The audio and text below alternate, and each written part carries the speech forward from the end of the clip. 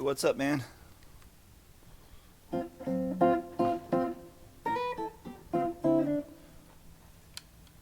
Levels sound okay and everything?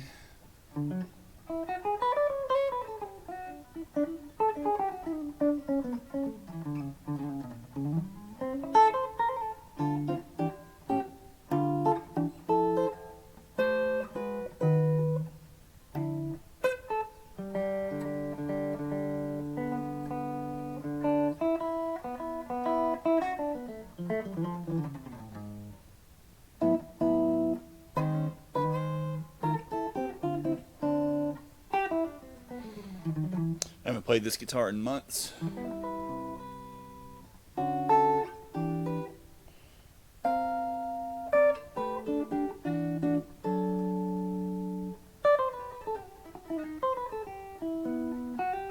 Strings are actually getting a bit grungy.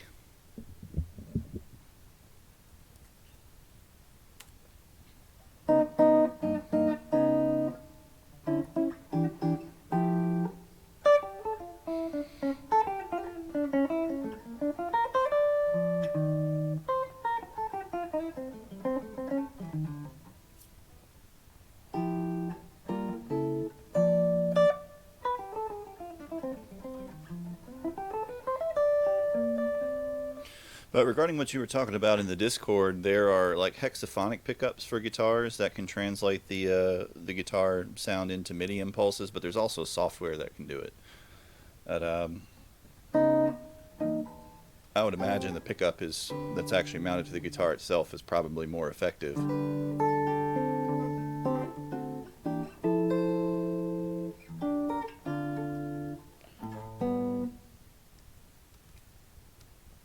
Ba-da-bum.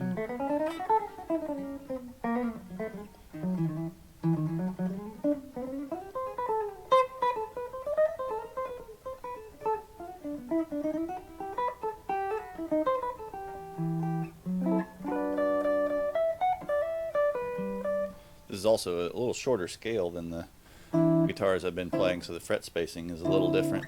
It's going to take a minute to warm up to it.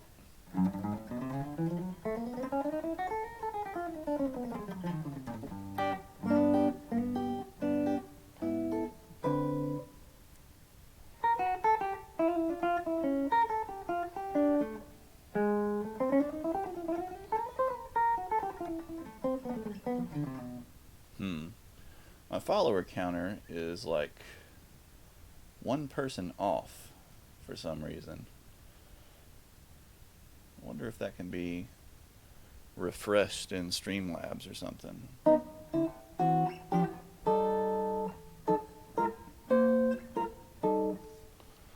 Let's see. What happens if I hide it and then unhide it?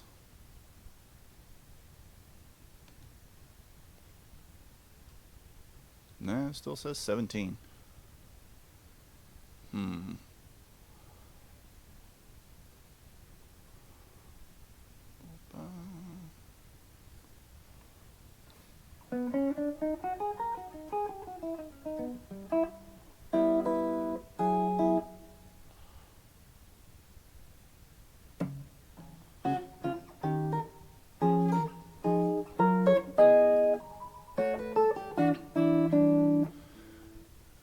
Signal from the group in the ranges of the signal. I mean, you probably can. Hold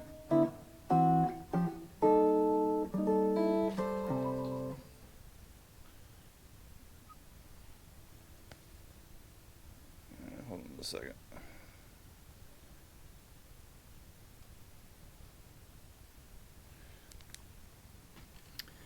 Yeah, I'm not quite sure why. Like why it's off by one.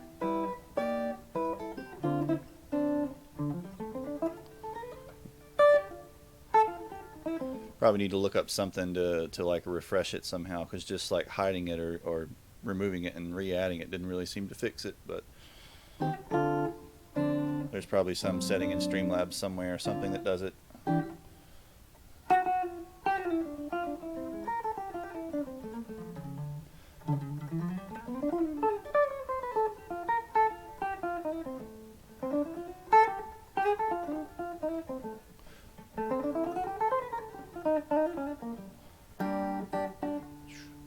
up. Haven't really played it all today.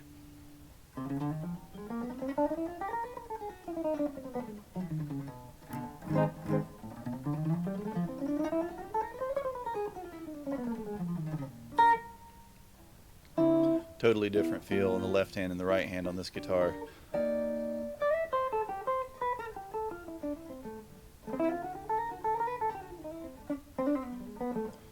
This was my main guitar for years and years and years and years, but kind of moved to mostly lighter weight stuff these days. Even though this is pretty light for a Les Paul.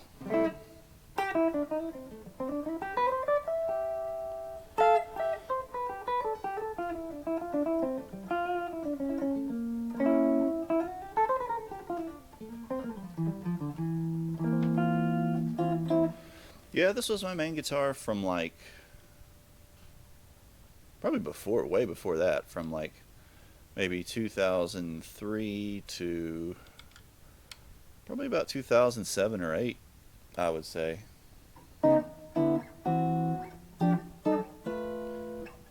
But it's more appropriate for the song choice for the evening than the other guitars I've been playing. Because Mick Ronson, the guitar player for Bowie on that album, played a Les Paul.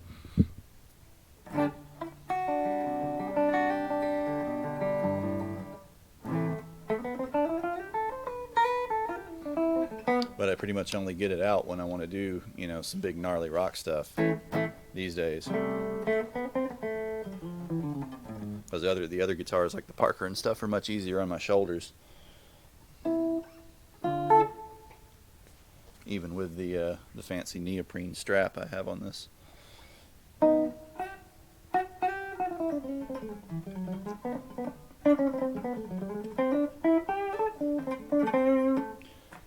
But there are some sounds, you know, like if you want a super, super thick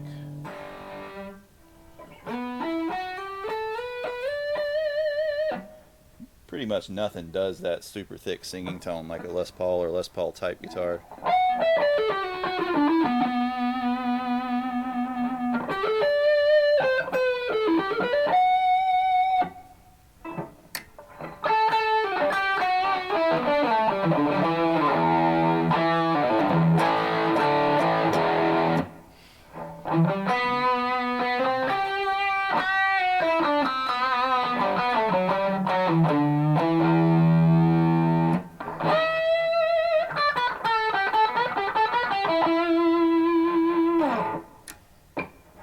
Too bad the strings are all rusty, or almost rusty.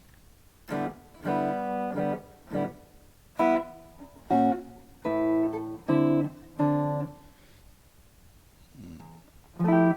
I'd realized they were getting on the old side, they've probably been on here for,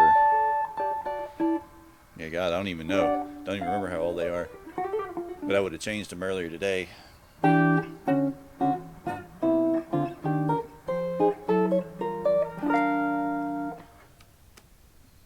Let's see if Alec or Keep or anybody's gonna hop on.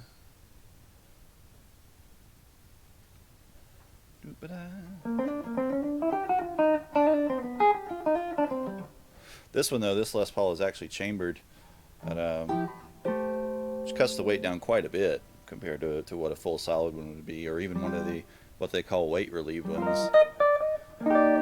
It's where they just kind of like plug little circles out of the body wood before they put the top on. But this one actually has like full big chambers underneath the top.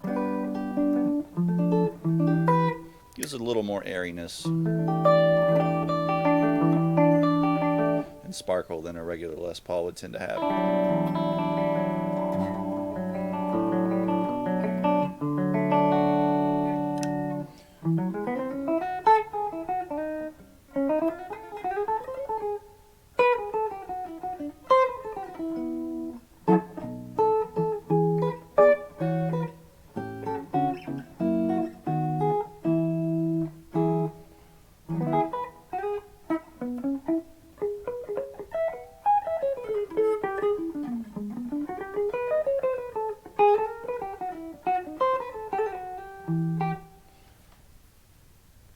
The Discord and see if Alec's on.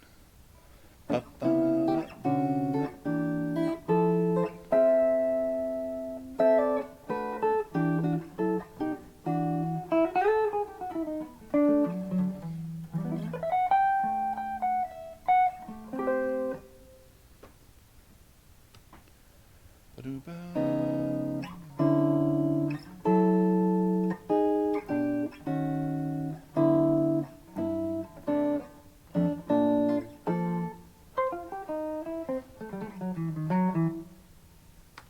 I was also going to look into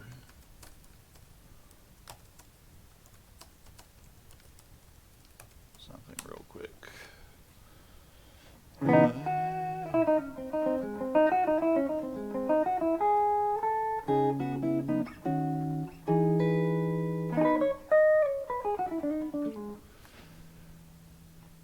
There actually are. I do have a neoprene pillow for propping up classical and acoustic guitars to get them sort of to the right playing height, but it's still not as effective as having it on a strap. There are a couple companies that make like straps that distribute the weight to your hips, and then like double crossover straps so it's distributed over both shoulders, but then they kind of choke you to death.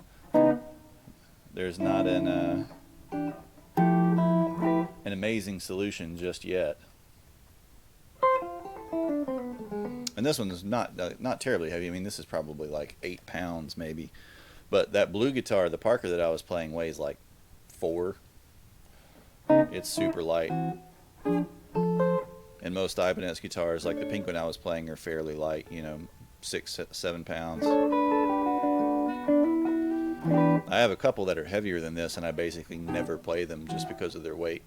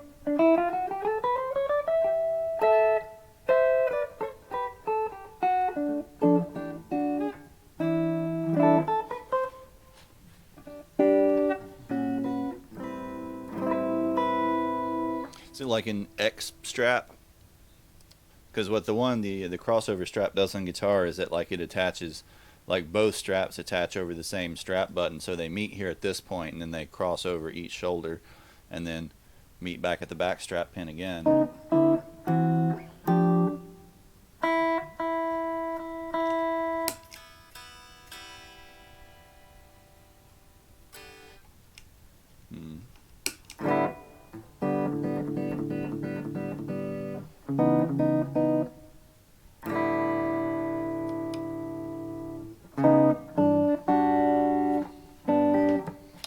Well, I was going to use this fuzz pedal over here, but I think the battery's dying in it. Let me take it out of the chain.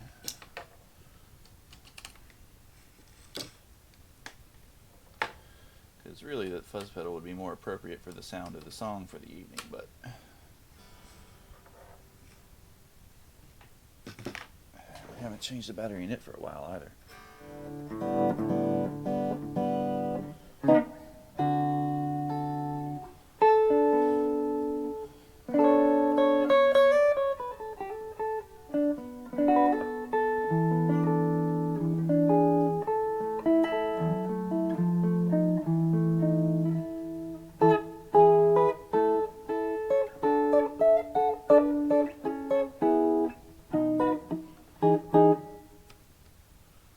Let's see.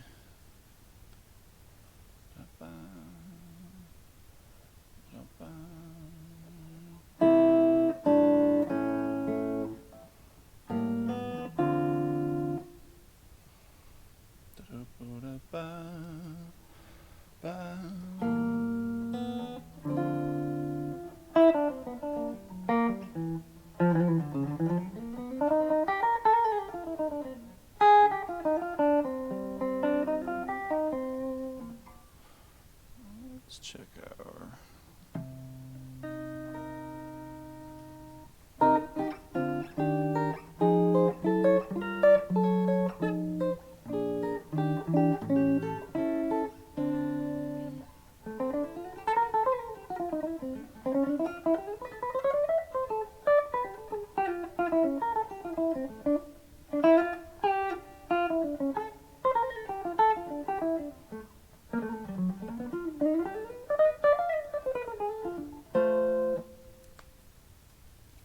Starting to get loosened up.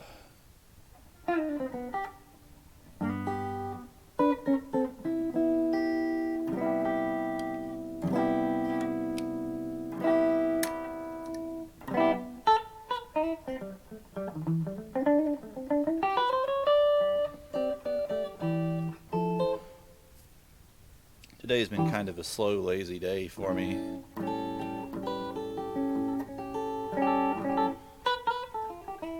Should probably drink some hot tea or something. Get a little caffeine injection. Yeah, I had one earlier. I only have one on Friday at the moment. And she's like 7 or 8, so we're not really doing anything terribly stimulating. She is very determined though, and very good for a 7 or 8-year-old.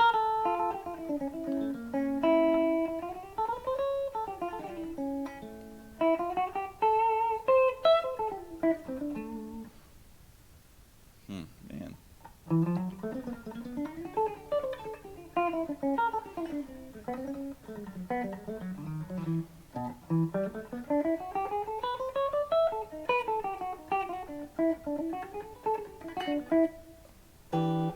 Such a totally different feel. The body on this is a whole lot thicker than the bodies of the other guitars I've been playing too, so it also kind of projects it forward some, which is another kind of change in feel. Kind of the way it sits up against your body and the way it tilts and stuff. It's very different.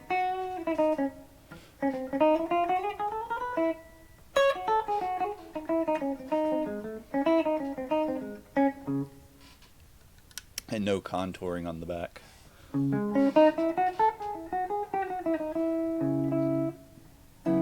And as you can see, a high gloss finish too. He keeps catching the studio lights here. Sit back a little bit. The stream keeps dropping over here on my other monitor. Is it doing okay? Is it steady on your end? It keeps lagging out and dropping frames and stuff over here.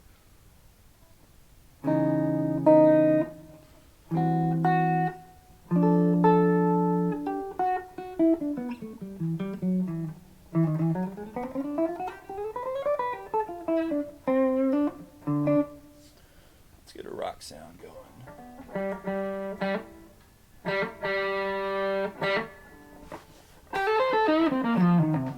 No, I'm not seeing any drop frames in OBS, but on I'm monitoring the Twitch channel, the video over here on my other computer, and it keeps dropping out, rebuffering, stuff like that.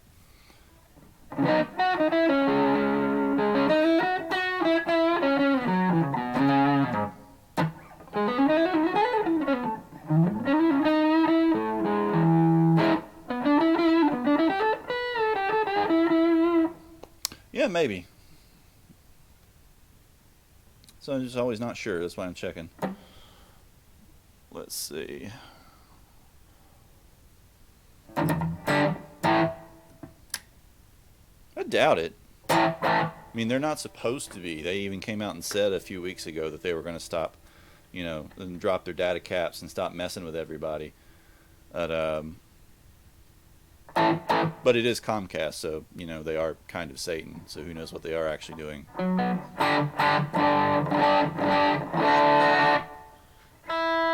Dial in a little more high end.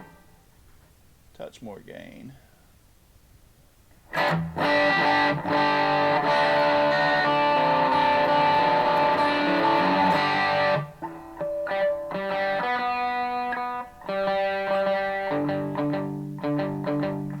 Hey, what's up, Alec?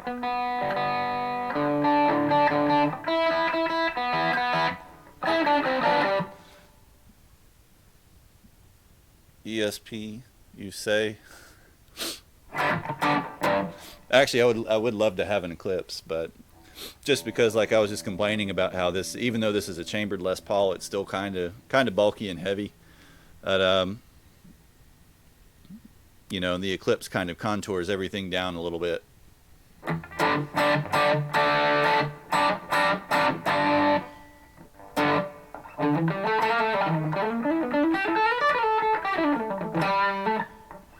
Dude, Kiesel is being such a jerk lately that I don't think I would ever buy one of their guitars now.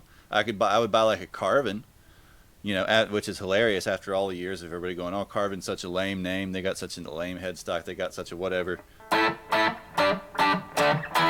I think now I would rather have a Carvin than a Kiesel.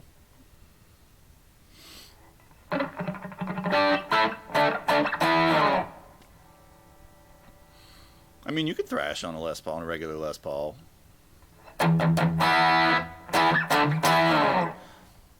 Preferably a solid body one though. Since this one's chambered, the low end doesn't quite get tight enough for that.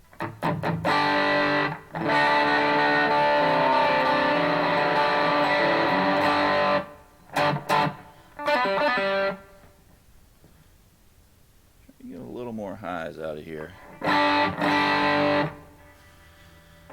Yeah, I think he burned bridges with a lot of people, with a lot of the community, with his antics over the last year or two. He was considered to be doing really well, kind of reviving the brand. But I don't know, man. He's got like an ego problem or something.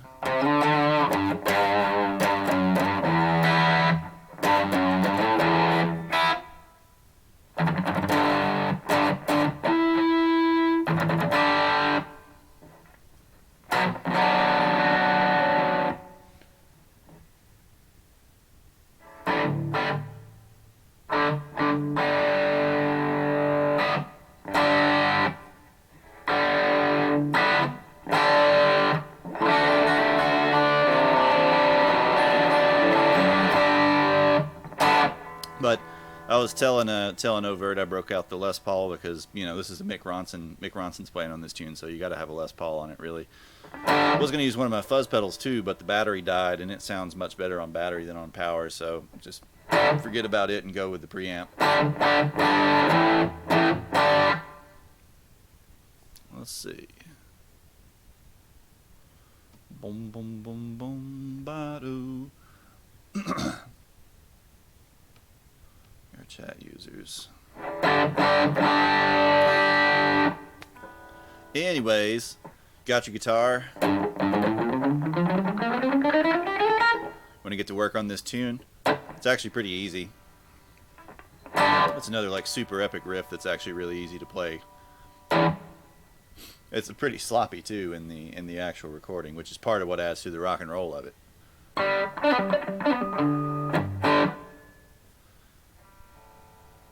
Well, you should get one, bro.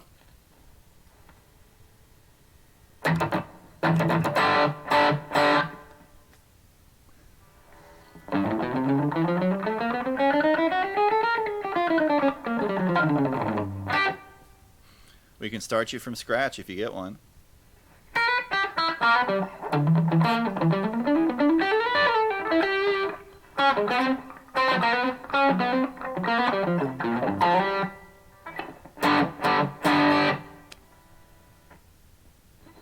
But it's definitely it'll be different from the type of music creation experiences you're used to, using digital instruments and stuff.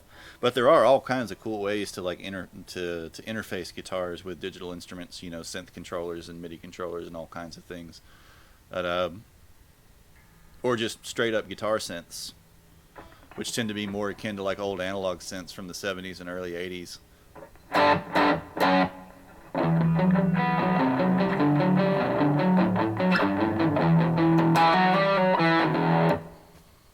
Yeah, they do stuff, all kinds of neat stuff you can do, especially if you get like, they don't make them anymore, but the Moog effects pedals. You can essentially turn your guitar into a modular synthesizer, which is really neat. I mean, that's one way to look at effects in general.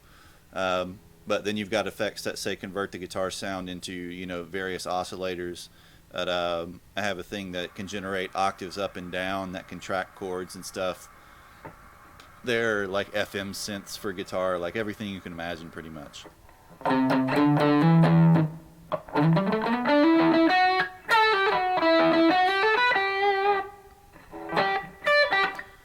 There are even some people who don't ever actually learn to play the guitar. They just use it as a sound generator. Learn to just make sounds with it rather than like playing things on it.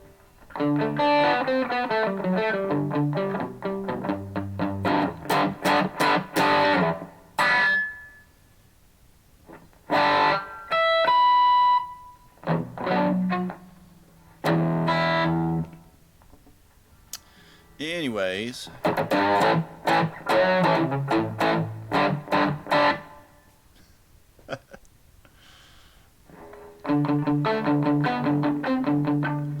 well, if you get enough effects pedals, you don't ever have to actually play the guitar. The pedals will just play themselves. They'll take care of everything for you.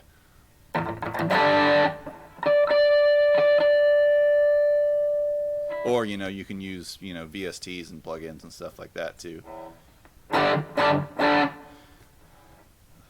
Though I've always been a little too sensitive to the latency with those. It kind of bugs me. But some dudes, that's all they use.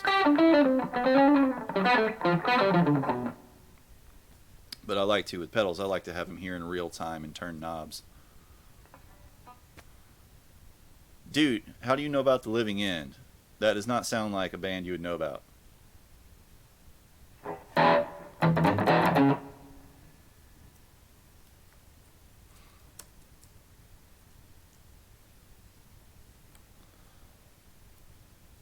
One second. They Australian? I can't remember. I feel like they're Australian. Let me look that up. I feel like they're from somewhere else. Yeah, Australian. They're from Melbourne. Yeah. Alec, you ever listen to those dudes? They're like kind of psychobilly sort of stuff.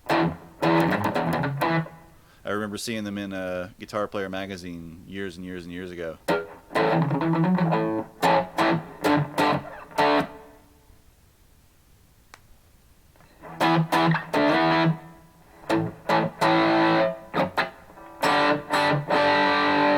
That's probably about as close as I'm going to get the tone without the fuzz pedal.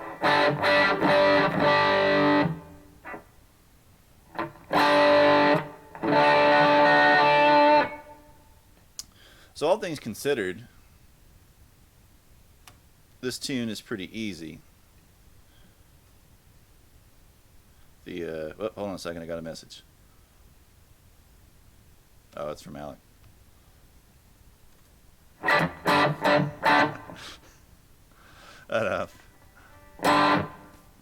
We're just starting off with a nice big G chord.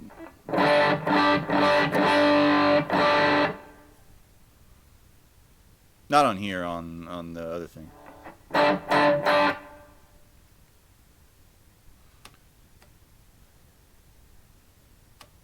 Anyway, let me jump into Discord and say live.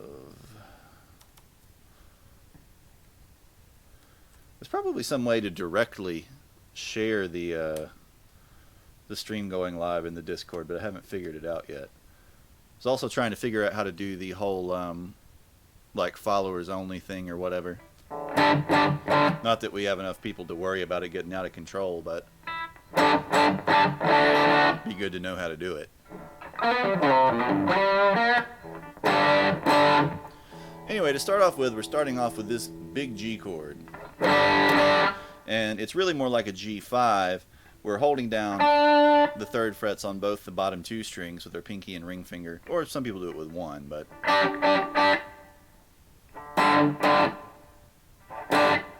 Well, there's only like 7 people in there. I think if they want to know, they'll have notifications turned on for it, hopefully. But I'm actually also leaving out the A string here. The A string is being muted out by my middle finger. Which is really important for this kind of classic rock, hard rock G. If we play like a regular G where we have the second fret on the A string and the open B string, it's not quite as firm sounding because it has those thirds in it. And it gets a little muddy in the low end.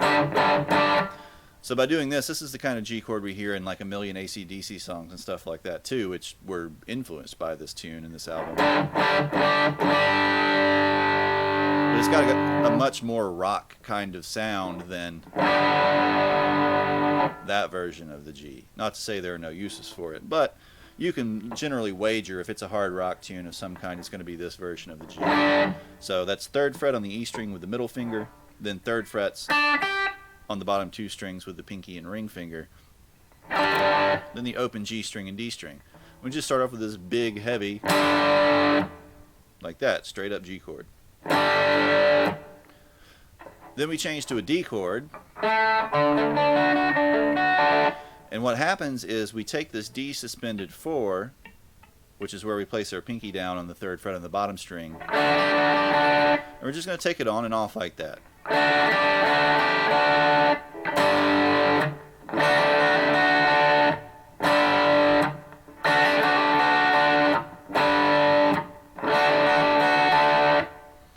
Da da da da da dum.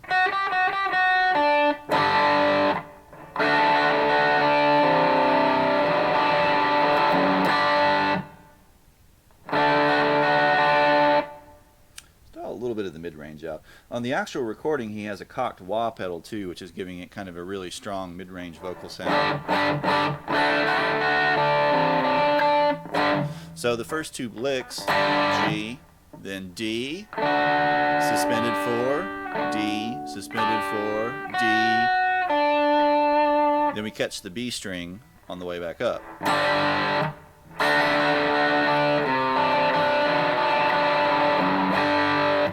Then we have a little walk down that's very simple. C add 9, so our ring finger's still staying on this third fret on the B string. And then we have the third fret on the A string for the C. Second fret on the A string for the G over B. Open A string. Second fret on the E string, which is just kind of slightly bent back up into the G. So you get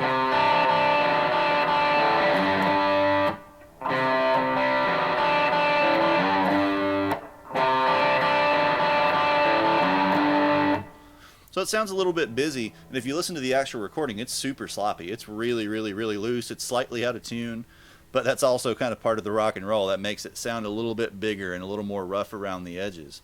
You know, we tend to think of like later Bowie stuff as being really polished, but the glam stuff, like on Ziggy Stardust and Aladdin Sane, tends to be kind of rough. Really heavily influenced by like T-Rex, who was a contemporary at the time doing this sort of glam thing.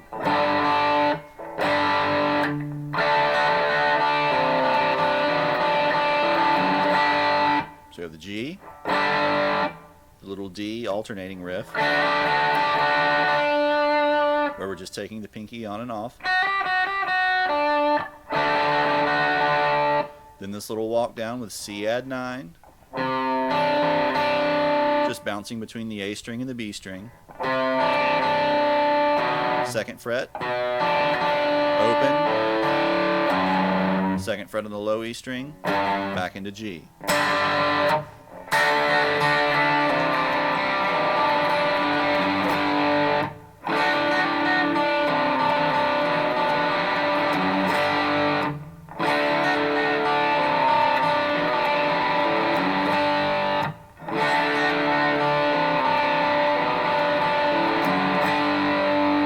Then we land in that last big G chord, and it sort of rings out, and the sort of sound comes down a little bit. He actually rolls his volume, gets down on the guitar as that sort of rings out. And you get Ziggy played guitar, and then we go to a B minor bar chord. Jamming good with Weird and Gilly. Then up to a C. So that's pretty simple. Ringing out with a G, B minor, C, G, B minor, C. Ziggy played guitar, jamming good with Weird and Gilly. get to the C, he starts to say, and the spiders from Mars, we have this little walking line that goes.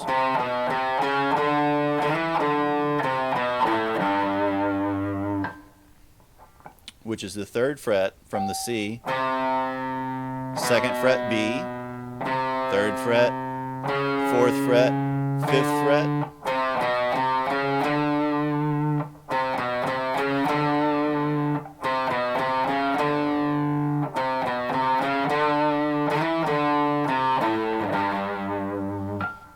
And throughout the song in different versions, you'll hear him play little variations on that. So sometimes it's with a full little walk down. Other times it's a little simplified.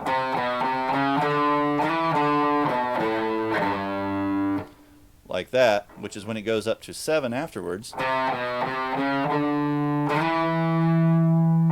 to 5. 7 on the E string. 5 on the E string, 3 on the E string.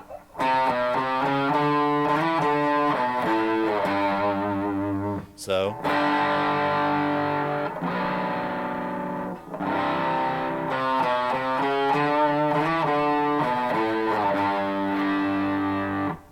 then we land in that G chord again.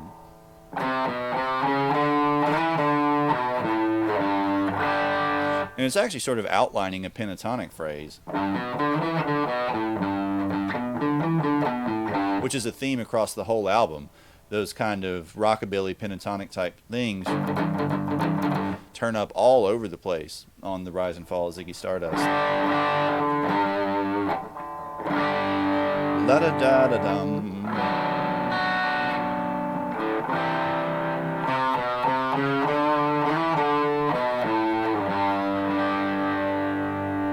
So that's the first part of the verse. So intro riff.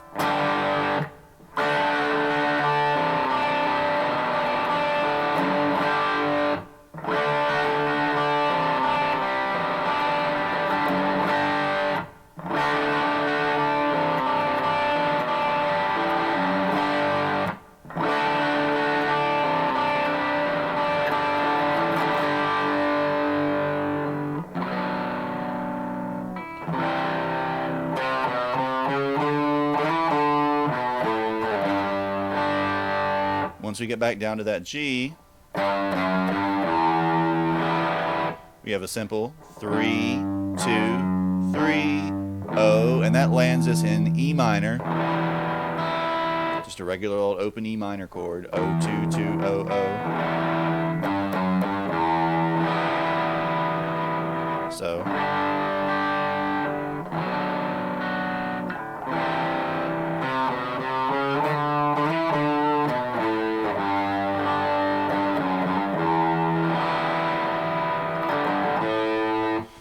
Then we have a little hop up to an A chord, and I like to put in this little G fill.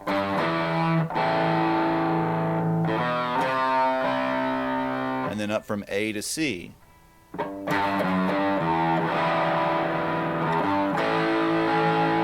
Just a big open A. You could play an A7 too. And then up to a C. So the whole verse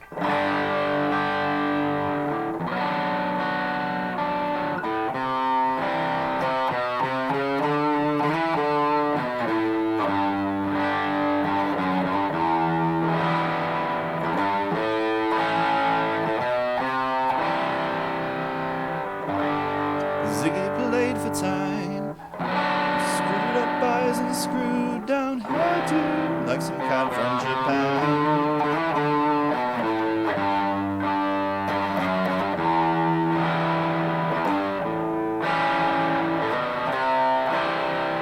So it does that twice. It does that verse 2 times, essentially, after the intro riff. G, B minor, C, walk up, 3, 2, 3, 4, 5, 7, 5, 7, 5, 3, 3, 2, 3, O. A, O, 2, 3, C, So verse section's not too bad. It's just getting the timing of those little runs right. But as far as the left-hand chords or fingering, there's nothing really fast. There's no crazy bends or anything weird at all. All pretty straightforward, just open chord type sounds. But when it changes to the chorus sort of section, it switches to power chords.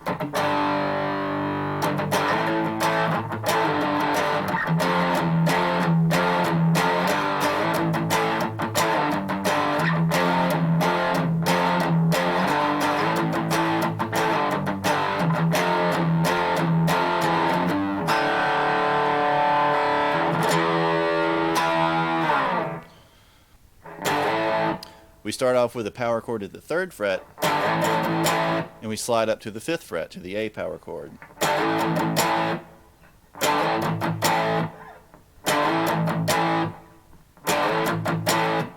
Then the reverse.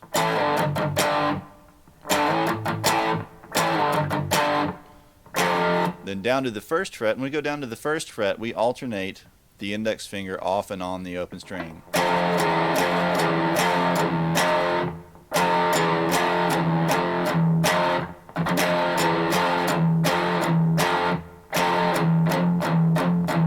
So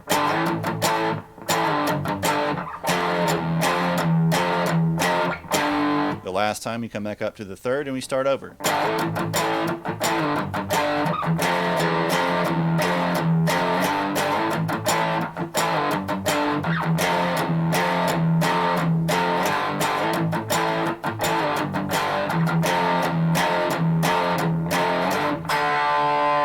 Then the last time we land on a D chord, which you could play open or you could play a D bar chord, and then an E chord. So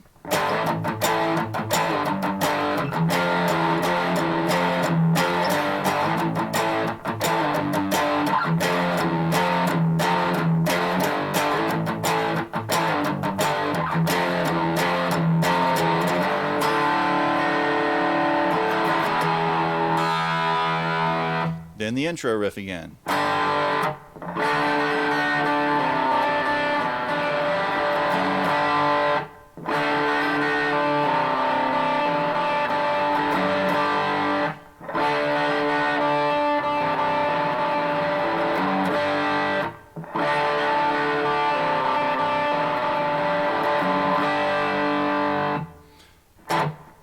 So 3 parts up to that point, and those really constitute basically all of the song. We have the intro riff, we have the verse, and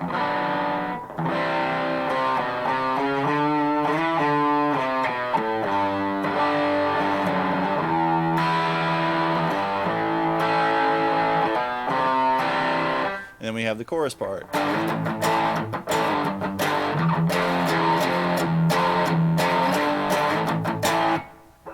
The song goes intro riff, verse, verse, chorus, intro riff, verse, chorus, and then it basically plays the intro riff almost all the way out. It's not a very long song.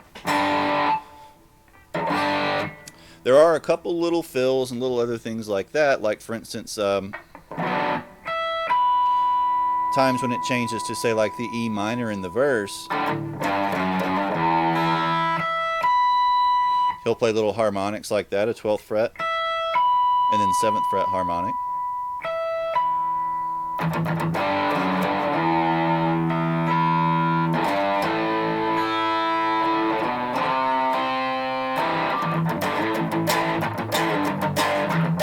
Then into that from there. And then there's a little fill at the very, very, very, very end. They're playing through the main riff several times.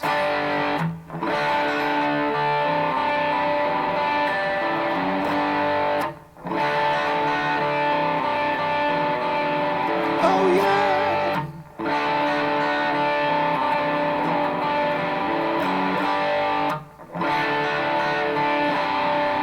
When he gets to that last C chord, holds it out. Ziggy played guitar. Ziggy played guitar. When he gets to that final G, we have this. which is a pull off, open, 7, 4, open on the G string.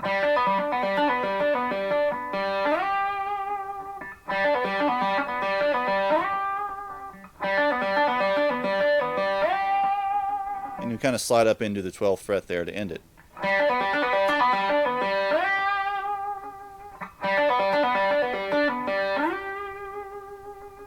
So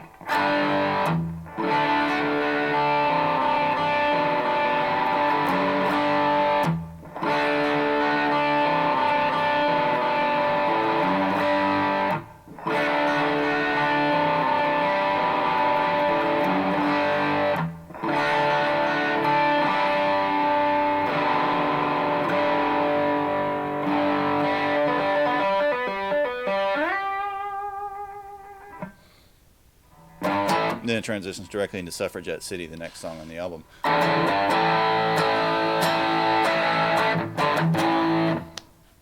Which is basically all power chords.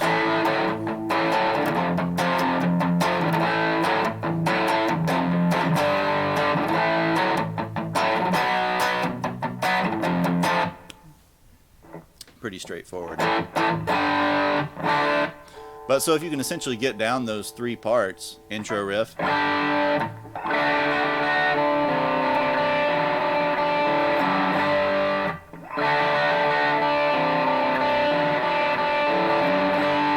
then the verse,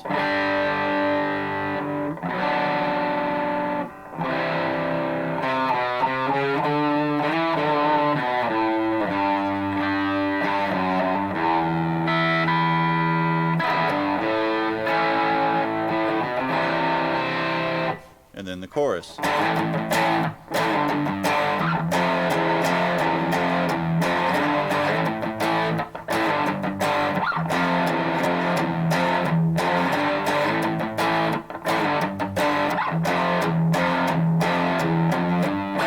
And then into D, into E, got the whole tune. Super, super, super easy. Cliffs of Dover was not played on a Les Paul, Alec. I think it's actually against the law to play Cliffs of Dover on a Les Paul. It'll be too thick.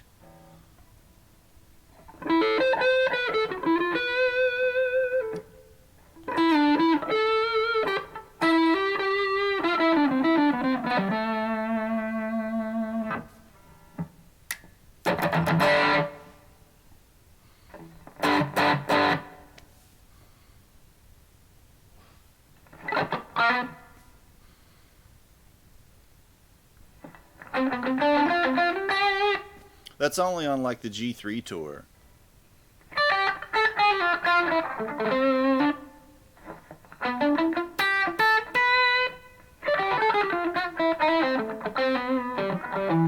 Because at the time that song came out, like I never saw him play anything but a Strat.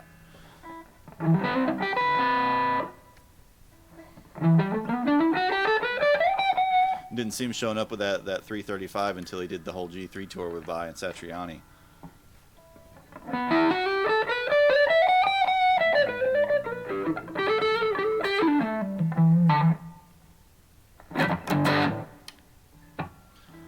But yeah, anyway, really straightforward, really, really, really simple rock song.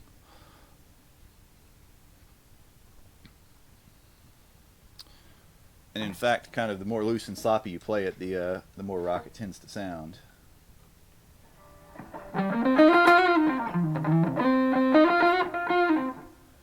I don't like the Tube Screamer mode anywhere near as much with neck humbuckers. Just does not jive with them as much.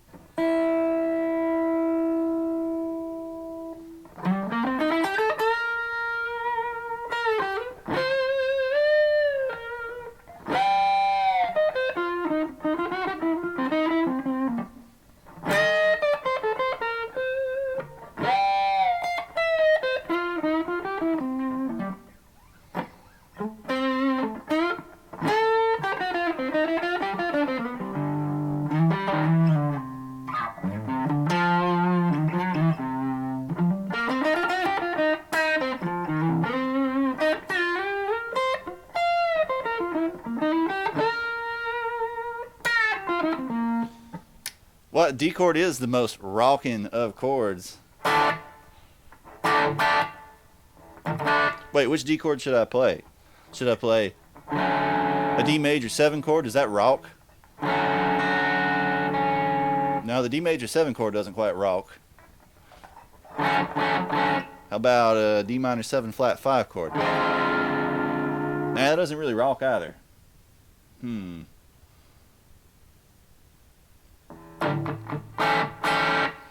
How about a D major 7 sharp 11 suspended form? Nope, doesn't rock. What kind of D chord rocks, Billy? Billy.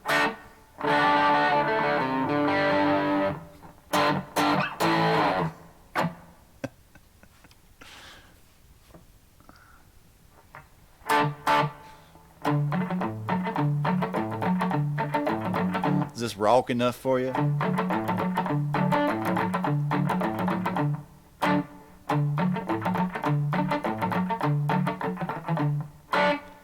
D5? You mean D4? That almost rocks, but not as much as it just doesn't rock quite right. How about a D2? Nah, that doesn't rock.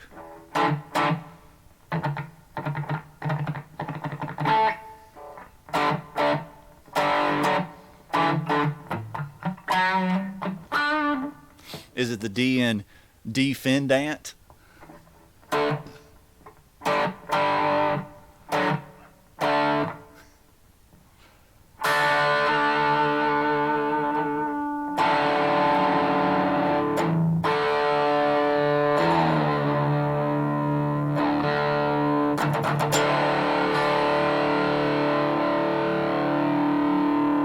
Mark Harper was definitely right there. That does rock.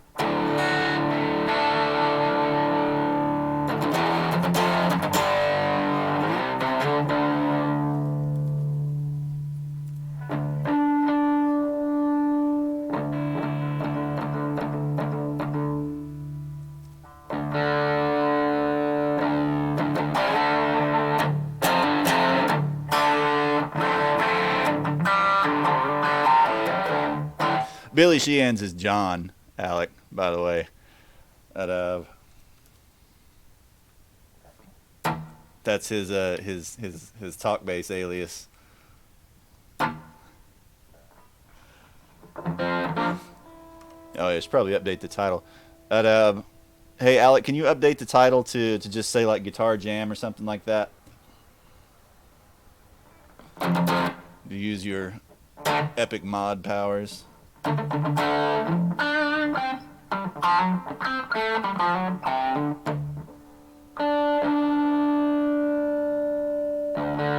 Ziggy Stardust might have actually been a little too easy. That only took like 30 minutes.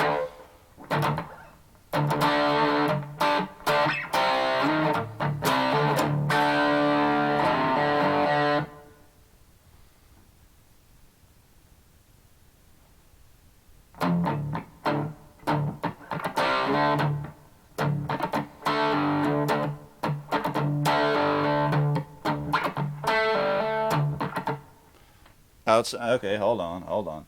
Let me get I think I need a little heavier tone for that.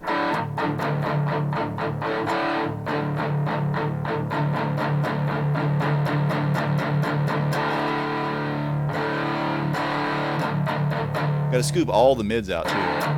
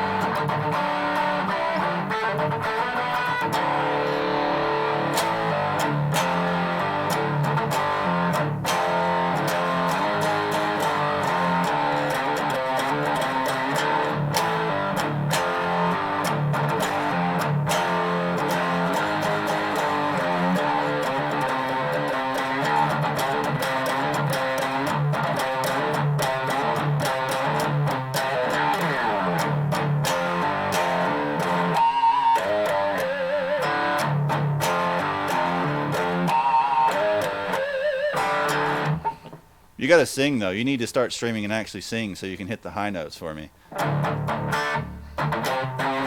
Whoa, I'm feeling outshine.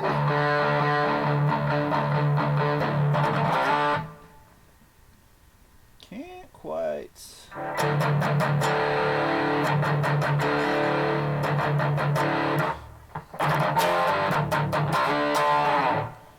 It's super beefy.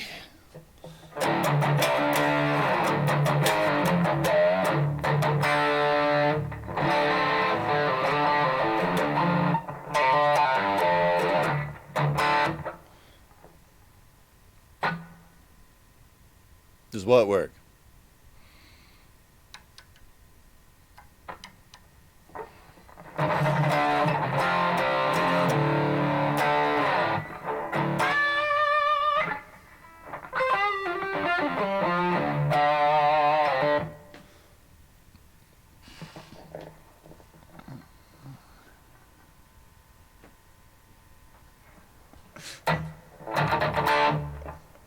Have you ever posted on Twitch before?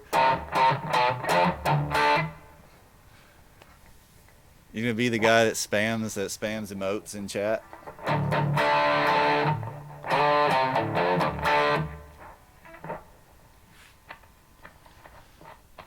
Yeah, not so much on Twitch. There's a little too much latency, at least using things like Zoom and stuff so far.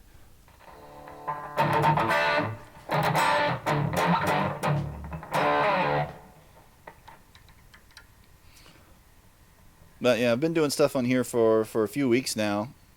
Got actually had 18 followers, but the 18th one won't show up in the little follow doohickey up there. But you should see, like, if you see underneath or somewhere, I don't know where it is on the app because I don't use it on my phone, but somewhere on there there'll be like a little eyeball you can click to follow me. You should totally click that. So that'd be like super helpful. Then you'll get an email whenever I go live, so it can be really annoying. Or, well, a notification from the app if you're using the app. It probably doesn't send you an email then.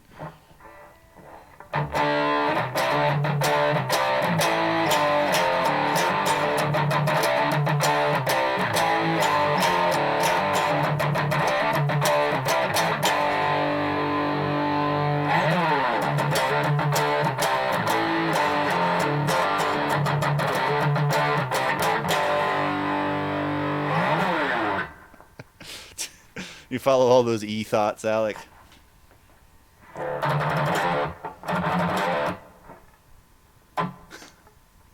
Sans is trying to figure out how to use emotes.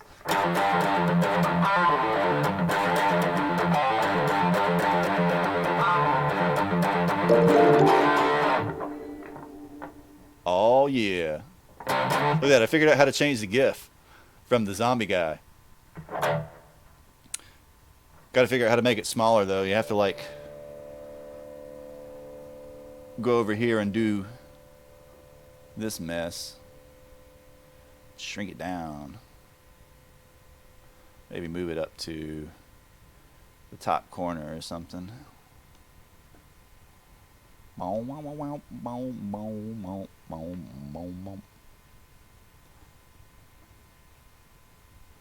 Oh, that's the little.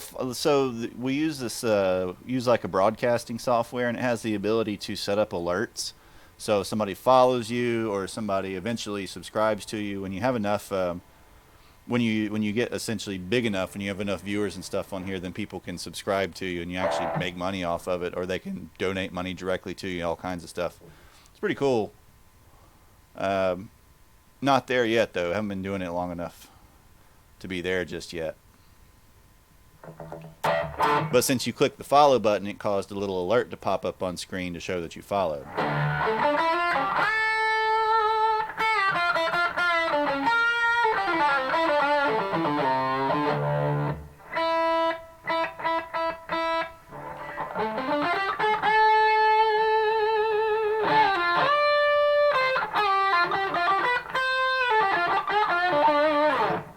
Let's get back out of drop D.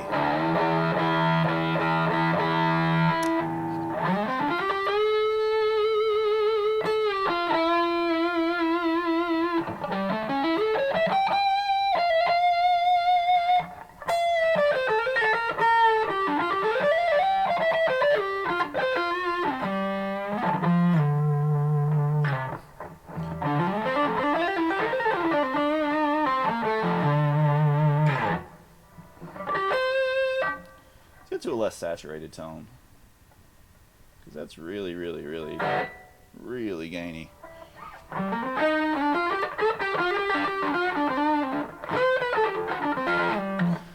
I'm using I'm actually using a preamp power amp setup. I'm using the Electron analog drive as a preamp, and then I'm using running that into the Fryup power station for a power amp. So basically like a 50 watt, very, very clean power amp that running into a VHT 410 cab.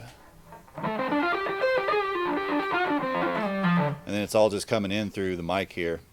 I had to kind of rig everything up out of what I had on hand.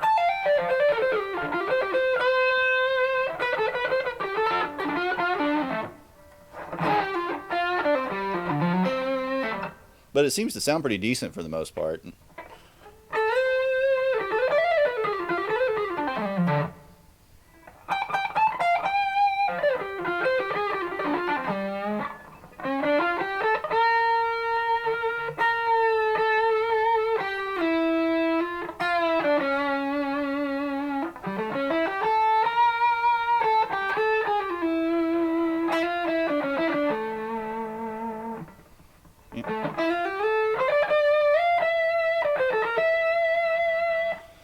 Yeah, if I get some like a proper interface for the computer and stuff where I can hook a few more things up and get multiple mics going, then can use different amps. But since there's a ton of them around, and maybe even roll that over into doing like amp demos or gear demos or whatever at some point, because Twitch will save all of the videos, all of the streams that I do, and then you can take those and cut them up into smaller sections. So if we had people who are interested in doing like pedal demos or guitar demos or amp demos or whatever, we could actually do those as part of a live stream and then chop them up and roll those over into YouTube videos too.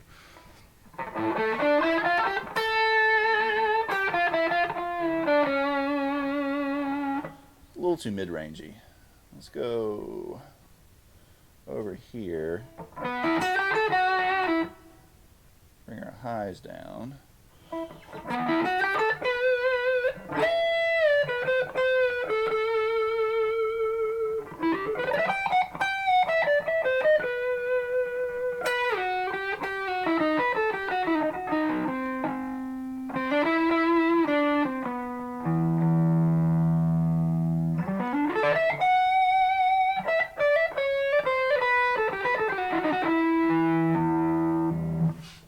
One thing I'm going to look into is finding like backing tracks or something to play along with, because one of the guys who's been hanging out in chat since the first one brought that up, that some people will get, just, I guess, public domain backing tracks or whatever and then jam along with them. But,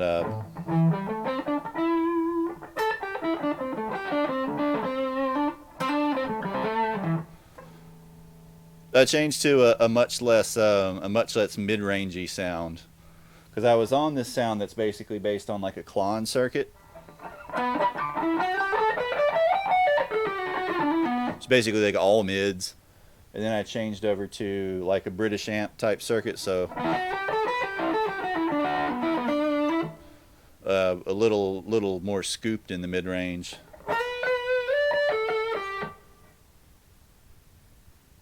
Because the Klon circuit's almost like too thick, too honky with the Les Paul.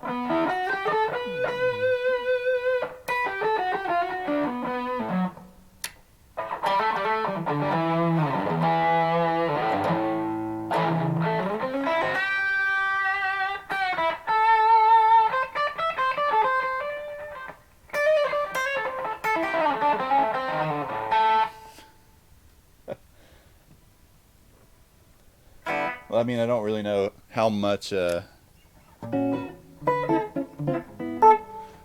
depth you're going to get on a phone speaker.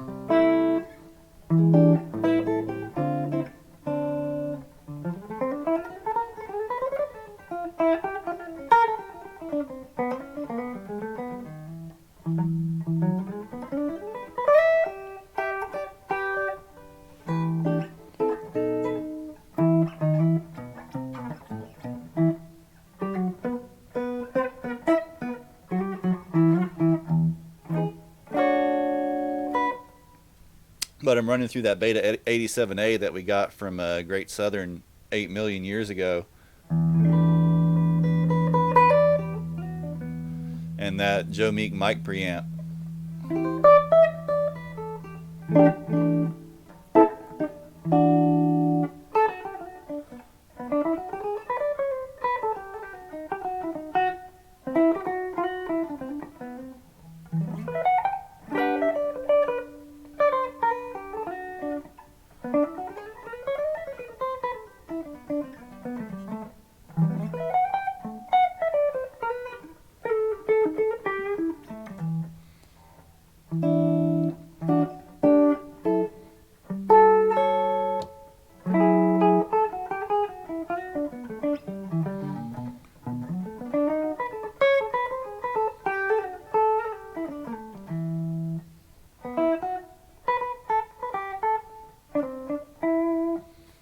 What key is Afro Blue in? Afro Blue's in D, I think.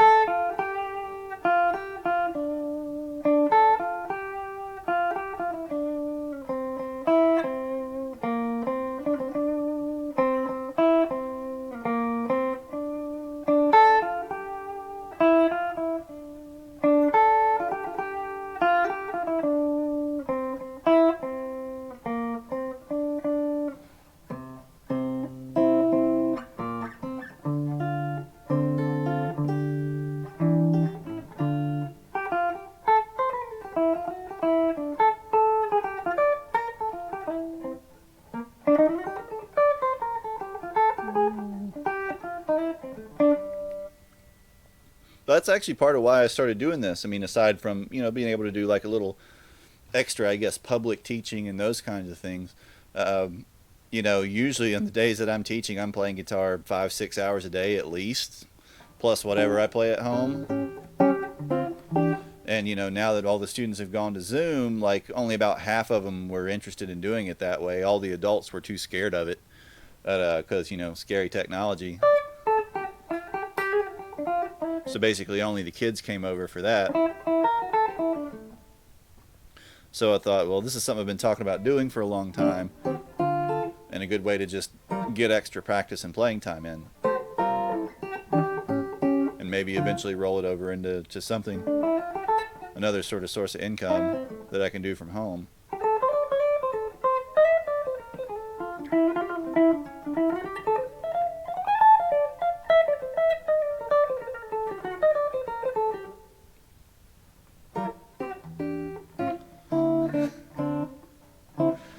But I mean, aside from taking care of the baby, you should have like time to practice.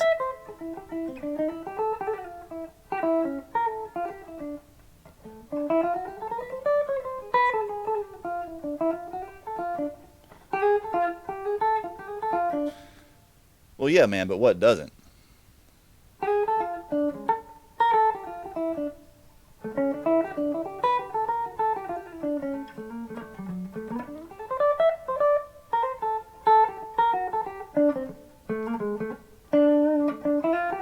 Well, if you'd ever finish one of like the 8 million programs you talk about starting and writing and releasing.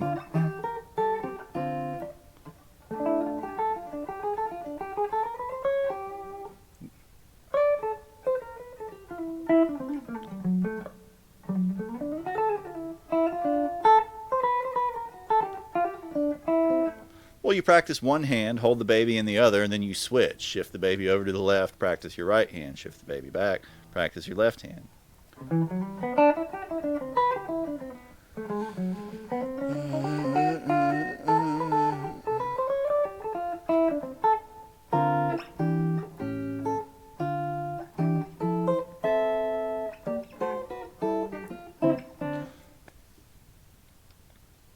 Well, then they're not really finished, are they?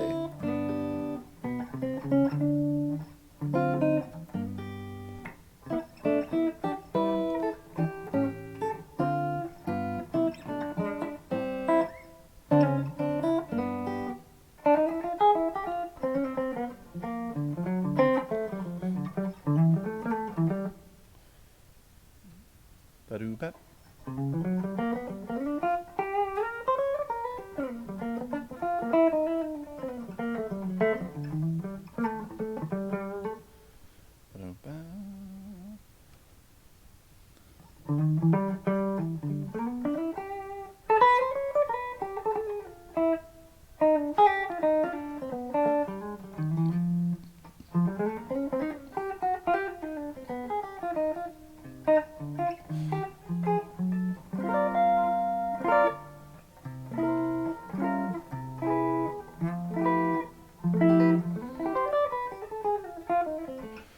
mean, that certainly can be true. Uh,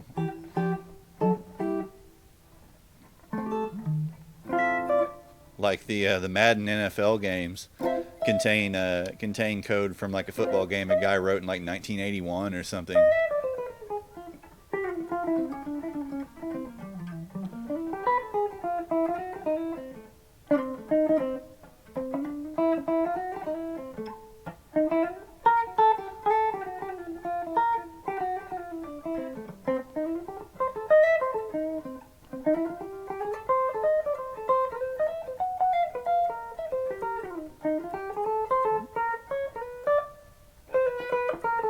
Hackers, NSA, I mean, they're the same thing. All hackers work for the NSA, right?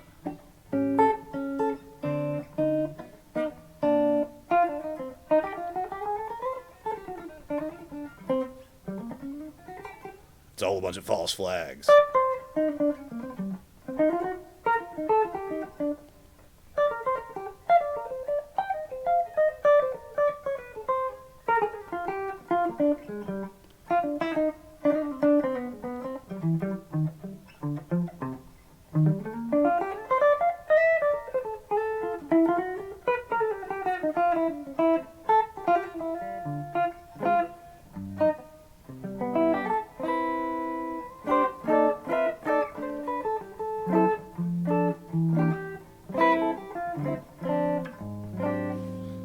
Oh, I was doing Alex Jones.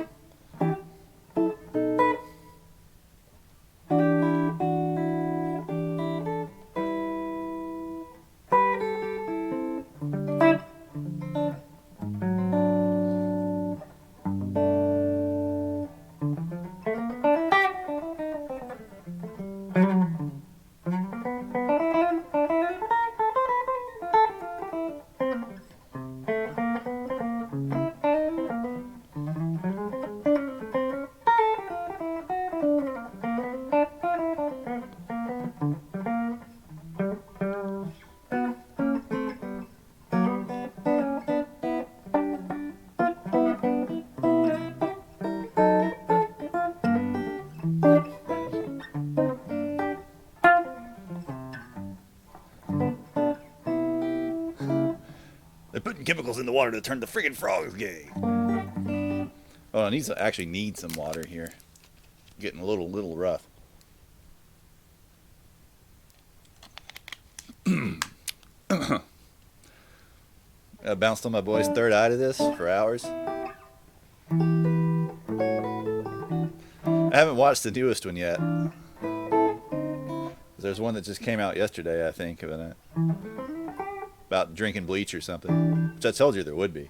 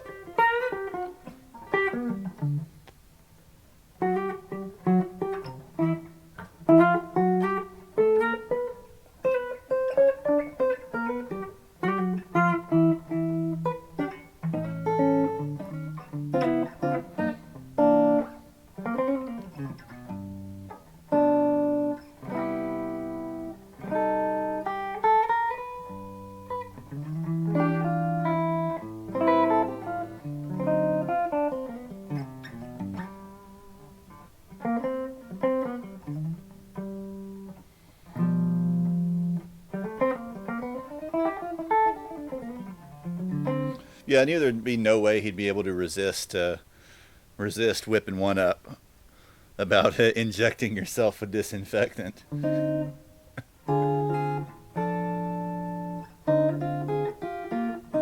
Or getting that light inside you, man. You gotta get the light inside you. You gotta get inside the animals.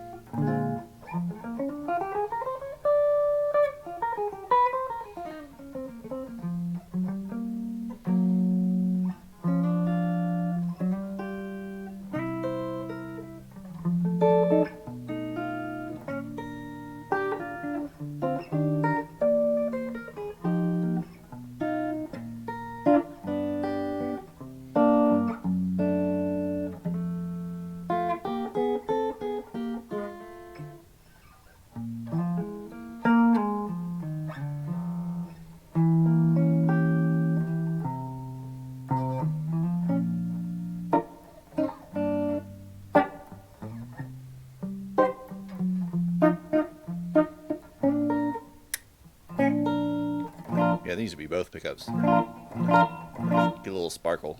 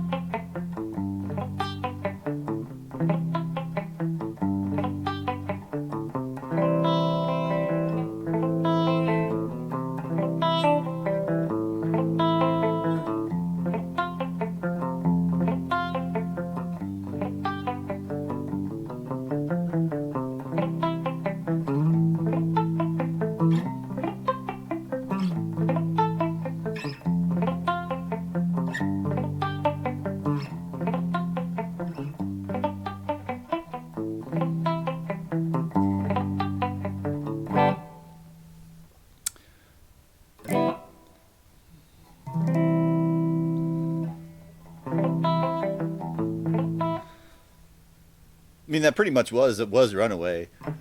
I'm a walking in the rain, slip and fall and I feel the pain, wishing you were here by me, doing this misery, and I wonder, oh, wow, wow, wow, wow. I can't sing the high notes.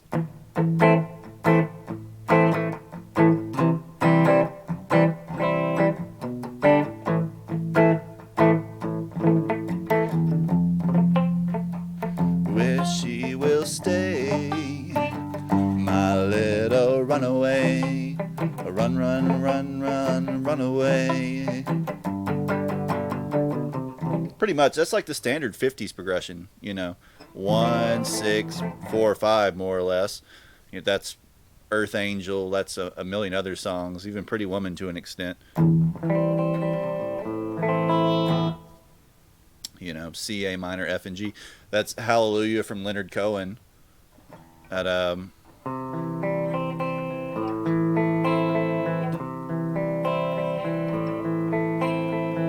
mean, that's like one of the most common chord progressions ever. The best chord transition of all time. What do you mean by best? Do you mean like the prettiest, the most interesting, the most unexpected?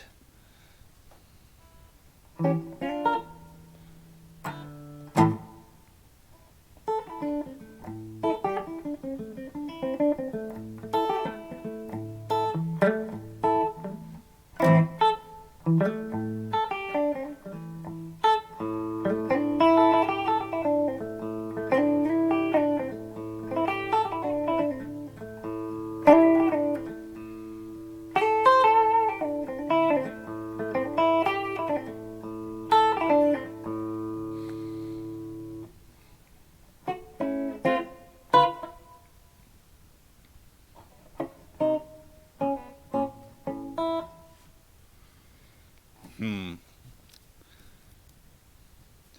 The most interesting. And do you mean like the most interesting in a specific song or piece of music, or the most interesting in like a broad sense, in like a thing that happens somewhat regularly?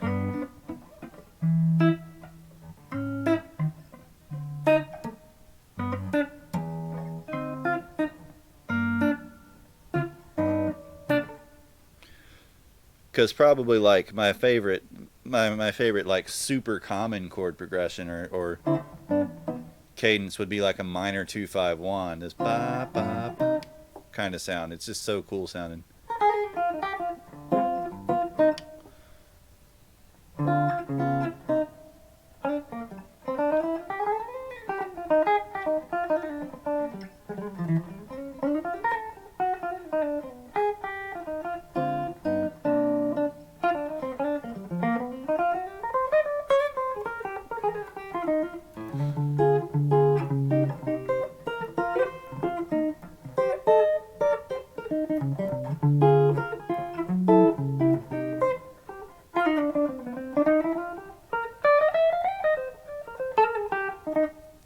Um,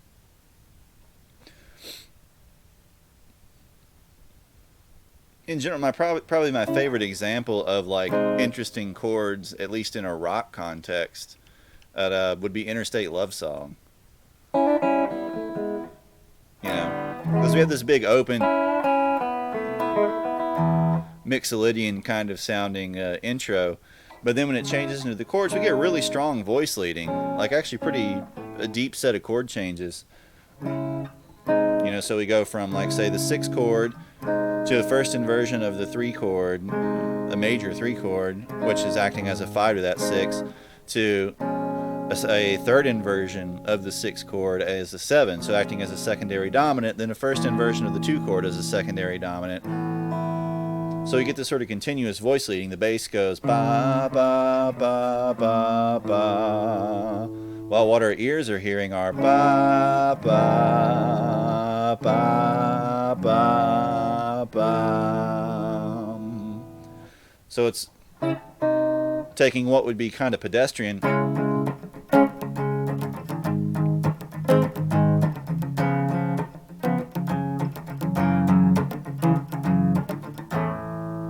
and making it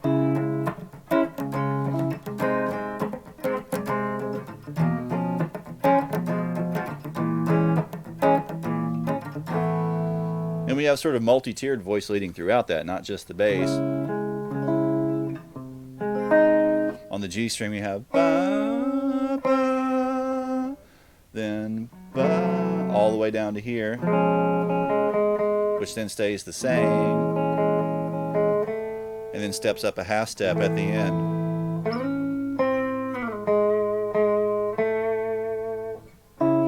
Then on the B string,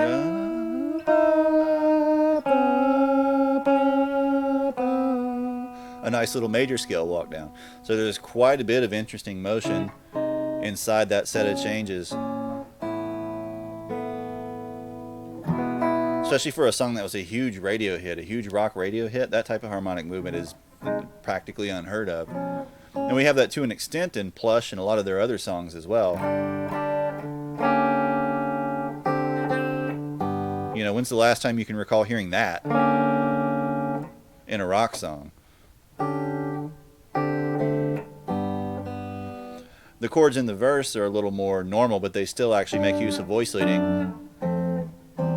Then we get this nice big jazzy guy, very Jimmy Webb type of chord, which they got all that listening to those Jimmy Webb songs that Glenn Campbell was playing, you know, things like Wichita Lineman.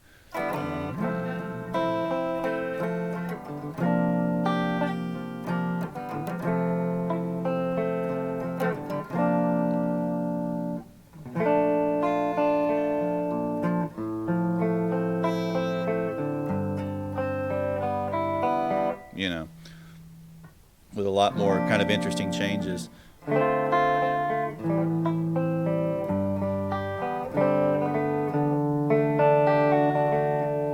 Key changes inside of the verse, all sorts of wild stuff.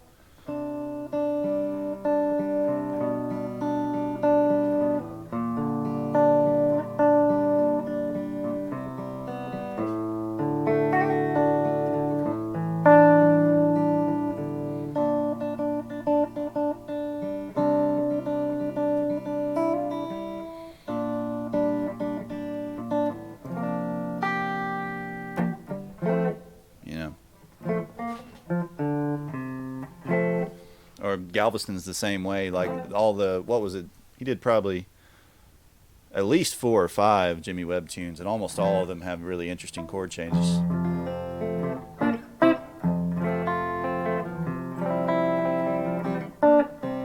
You know, and unusual time changes in some cases too.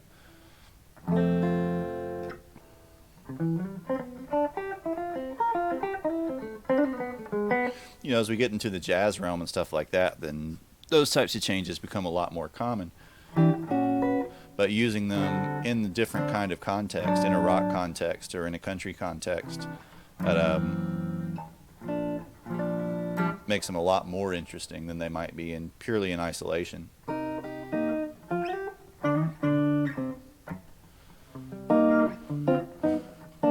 But as far as stock changes go, yeah, that like minor 2-5-1, all the variations you can play. You know, the 2 chord has a minor 7 flat 5, the 5 chord is a 7, the 1 is a minor 7. And you start to manipulate that into, like, say the 5 chord is a flat 13 or a flat 9 or something like that. The 1 chord is a natural 9.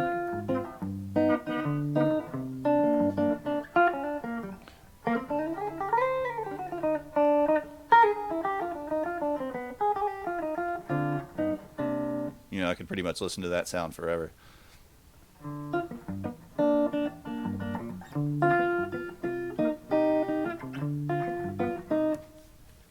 Backdoor 2-5-1s are also pretty cool. Here kind of implied ones in something like Yardbird Suite.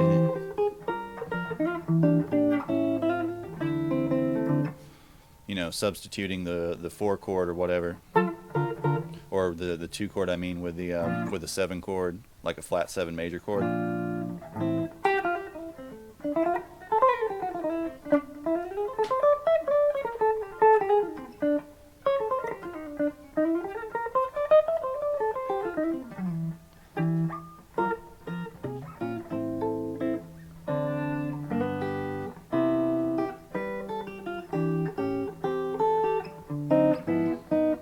Yeah, dude, if anybody's hanging out and watching that's not a follower already, welcome to the stream. We're just kind of hanging out and jamming. We played around a little bit with learning an easy David Bowie song earlier, so you can check the VOD for that. It's very simple.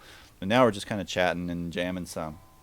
But if you're not a follower, please, we would love for you to follow and to hang out with us more often. You get involved in chat, ask questions, talk about your guitars or your musical experience, all that kind of stuff.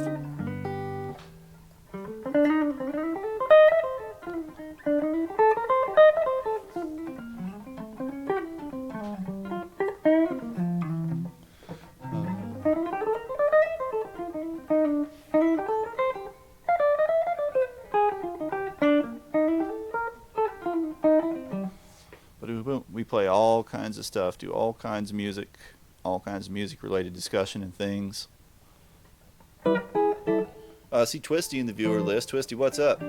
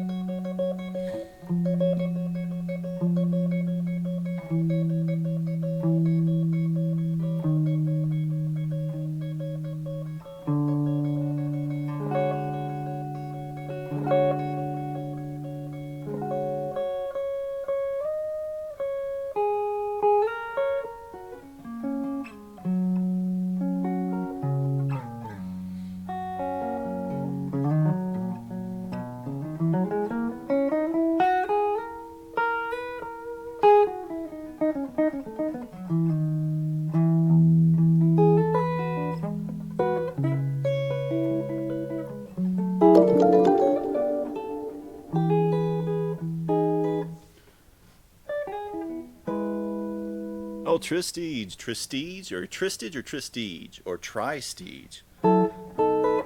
How do you pronounce your name? But thank you very, very, very much for following.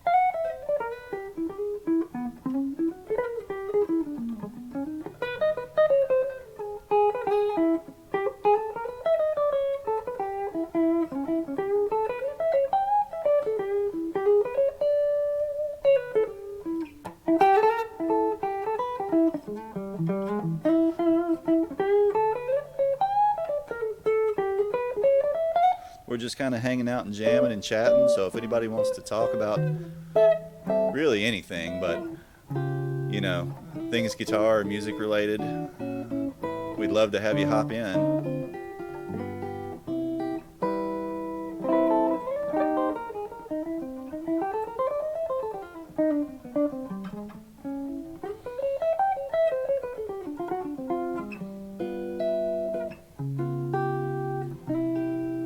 Hey Alec, where is Keep Watch at, man? I haven't heard anything from him in days. The bendy vibrato.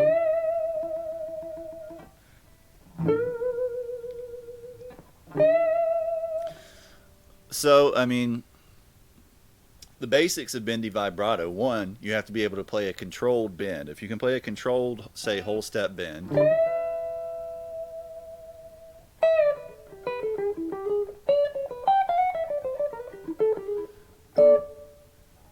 Tristige. Oh, cool. Yeah, Alec and Overt Hype have been doing a really good job of like spreading the chat around, or spreading the stream around. But you know, if you can control a whole step bend and hit your pitch, then it's a matter of just very, very, very slightly letting the string pull your finger back down and then right back up. It's actually a fairly firm hand shape, like the hand is kind of locked into this claw shape, like that. You can do it with an individual finger, but it's a lot harder when you don't have the other fingers in the hand shape sort of stabilizing the bend.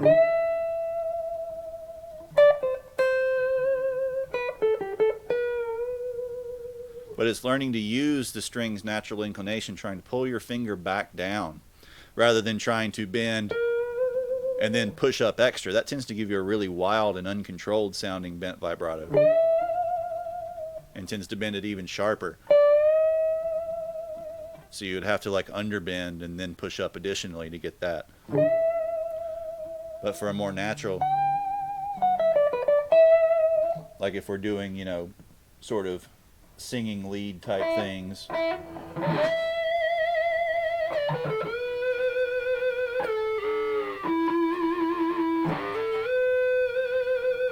you know, the Paul Kossoff or Peter Green type thing.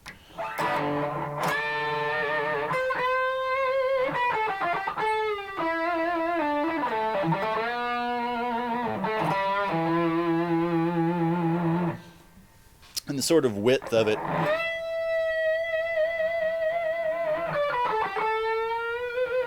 and how fast and tight you do it will change it. Like really, really fast and tight, it's very Mike Bloomfield.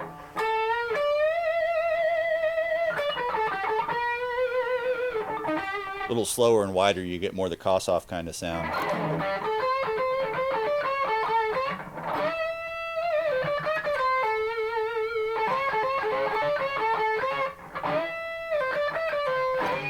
Where is it? I think it's actually played up here. Where? There we go.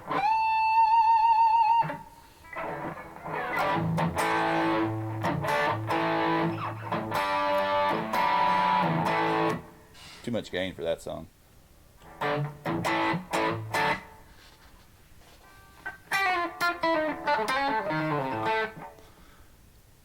I mean, I did spend a whole lot of freaking time working on it, because, I mean, a lot of my favorite guitar players were guys who used the crap out of it.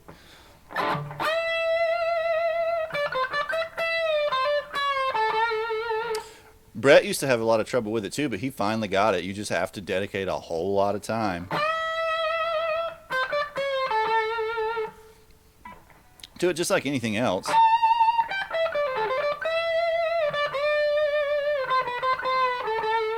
But it is kind of key, like if you really want to make the guitar sort of sound like it's singing. But it's basically the most important technique.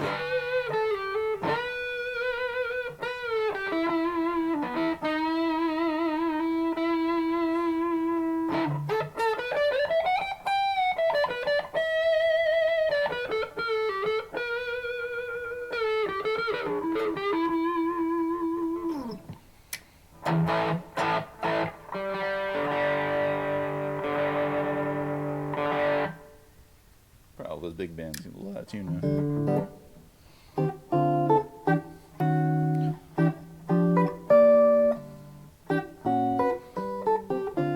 Man, this neck pickup is so dark sounding. Especially compared to the bridge with no cover on it.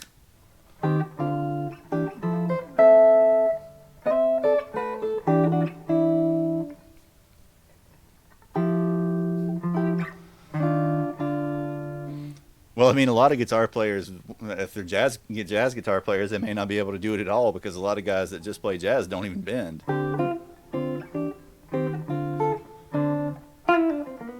It just so happens that like my favorite players when I was, 20 or whenever were guys that were doing a ton of that. So I spent a lot of time learning to do it. But, my favorite guitar player now does almost all of his bends by bending the neck of his Telecaster, like just manually bending the neck.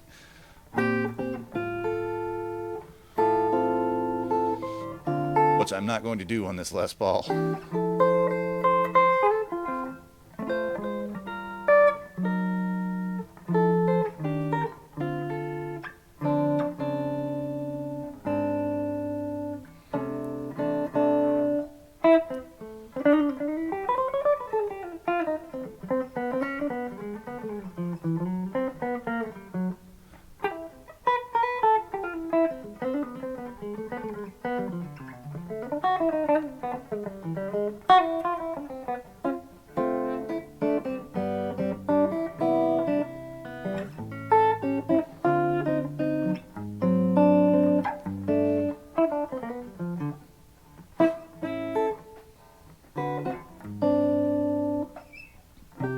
Playing Alex's favorite music here.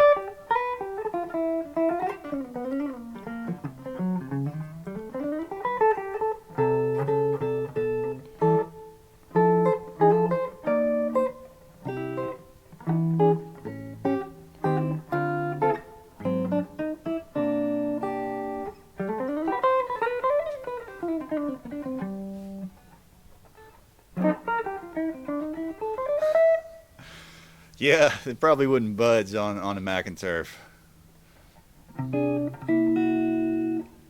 If you remember that old Guild electric I had, you could pretty much do it just by wiggling the body. So we're not talking about my Mac and Turf. John has his own Mac and Turf. We can talk about my Mac and Turf if you want to. Hell, I can go get it out, but that case is heavy as balls.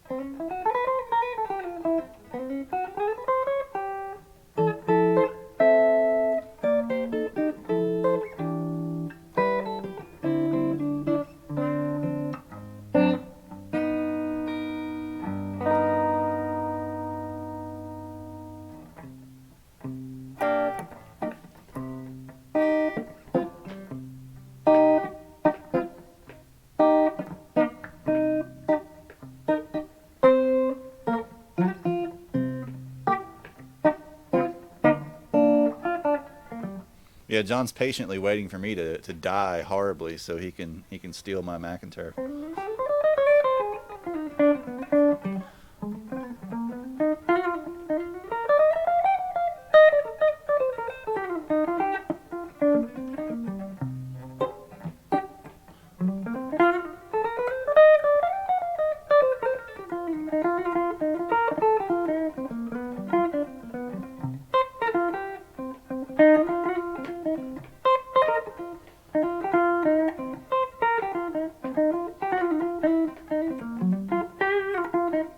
should be playing it, dude. I would still love to have a Taurus standard. Like I keep an eye out for them all the time.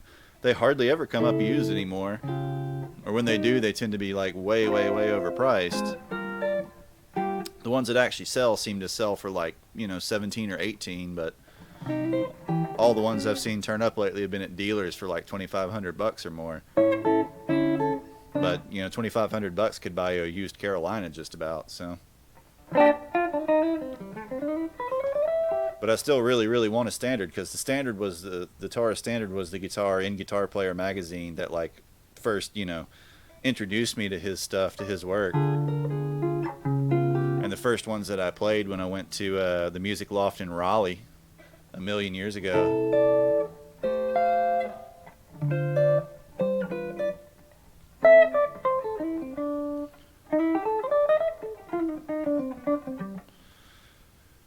I mean, there's something to be said for a guitar that basically like is always ready to go. Like you can just pick it up and everything will be fine. I have never adjusted the truss rod on mine in 14 years. It has stayed exactly the same.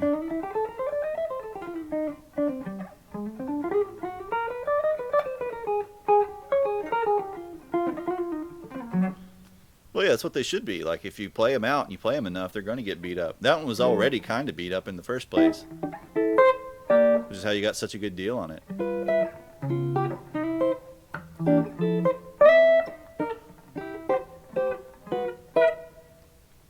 Besides, a lot of times if you see an older guitar,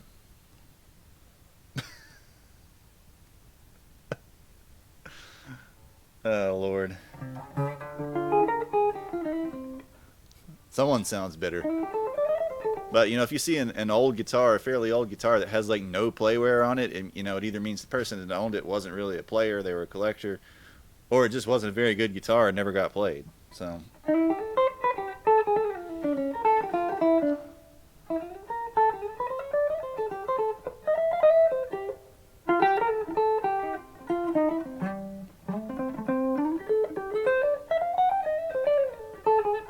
That's going to be like super cryptic for anybody who's looking at the stream from the outside, or basically anybody that doesn't know what a McInturf is or have any idea what we're talking about.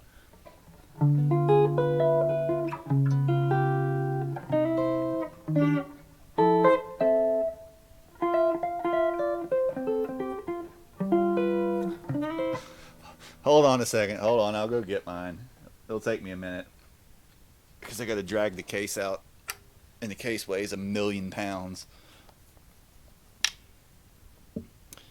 This will be the first guitar change midstream.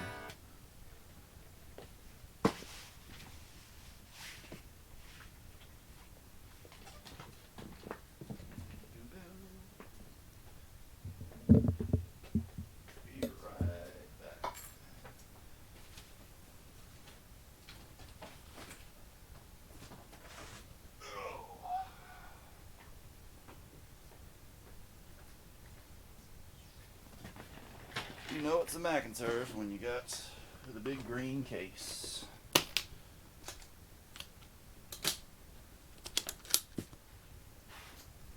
Get my strap lock strap.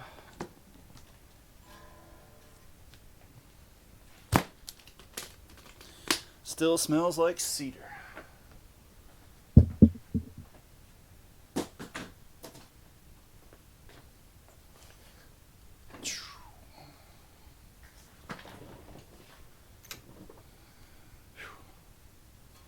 This is a McInturf. He's a custom guitar builder in North Carolina. It makes the vast majority of other guitars on the market, including the one I was just playing, look kind of like toys in terms of build quality. Which obviously you can't see on a 720p webcam so much, but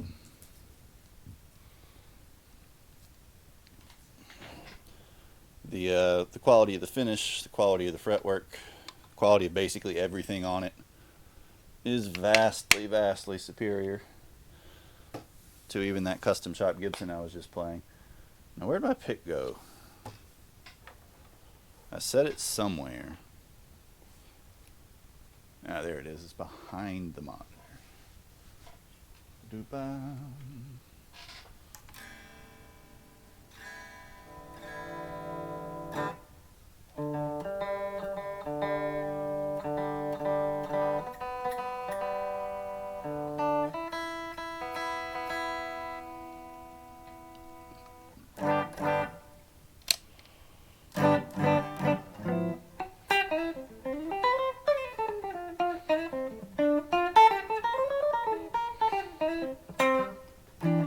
Man, it's like taking a blanket off compared to the neck pickup of that Les Paul. It is so much more clear and balanced.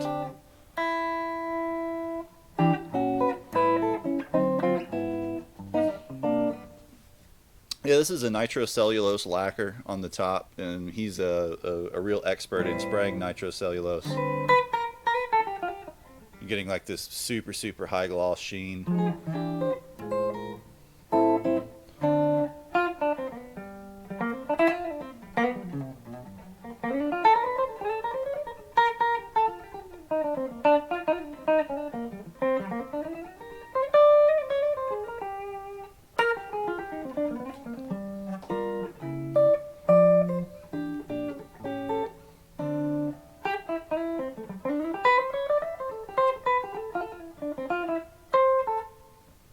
But I had this one built for me in 2000. Well, I got it in 2006. I think I ordered it in 2004 or 2005, maybe.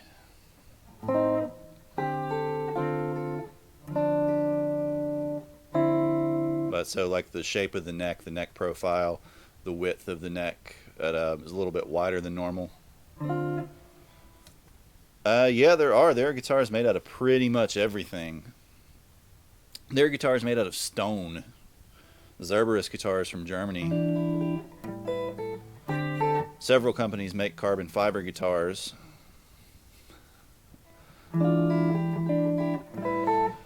Edibles. There are hemp guitars made of hemp. Never played one. I have played acrylic BC Riches, and they are heavy as crap, and they sound terrible. We had several at Great Southern when I first started teaching there. And almost uniformly, they almost all weighed 15 to 20 pounds, and they sounded absolutely awful. And not in like just a different or interesting way. I mean, it'd be difficult to eat it because, like, I don't think you could make strings, like strings for an electric guitar, at least out of anything that you would want to eat. I mean, you could get gut strings still, but even then they're like treated with ammonia or whatever, and they probably wouldn't be terribly pleasant to eat.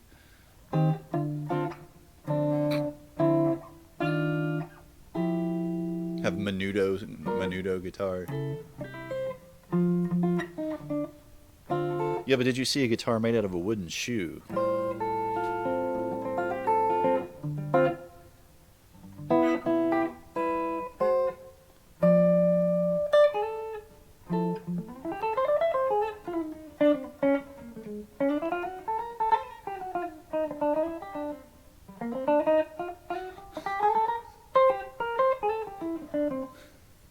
America.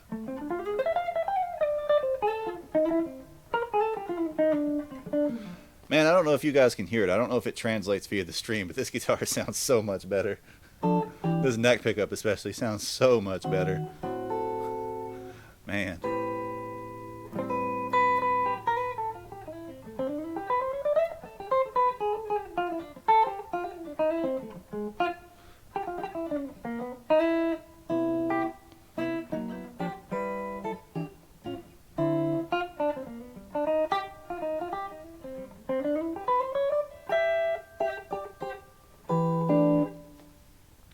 The pickups in this were actually made by not Peter Florence. They're made by Wolftone.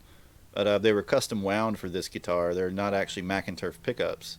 But he doesn't make his own pickups. He designs them and then has them made for him because pickup making infrastructure and tools are pretty different. Not too many guys make their own pickups. But he offers custom pickups by Fralin, Duncan Custom Shop, DiMarzio. I mean, this guitar doesn't suit everything. It doesn't work for everything, you know. Um, it's actually too big sounding for some stuff. Yeah, the pickups. So the pickups in a traditional electric guitar are like Faraday inductors. They're essentially like usually plastic bobbins or coils with wire wrapped around it, usually several miles of wire, copper wire typically.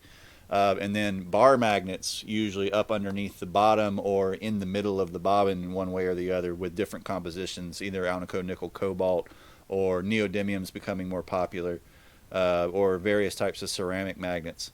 But, the string sits in the magnetic field of the pickup and vibrates and induces essentially like a small electrical signal. The flux in the magnetic field that induces a small electrical signal that corresponds to the frequency of the string's vibration.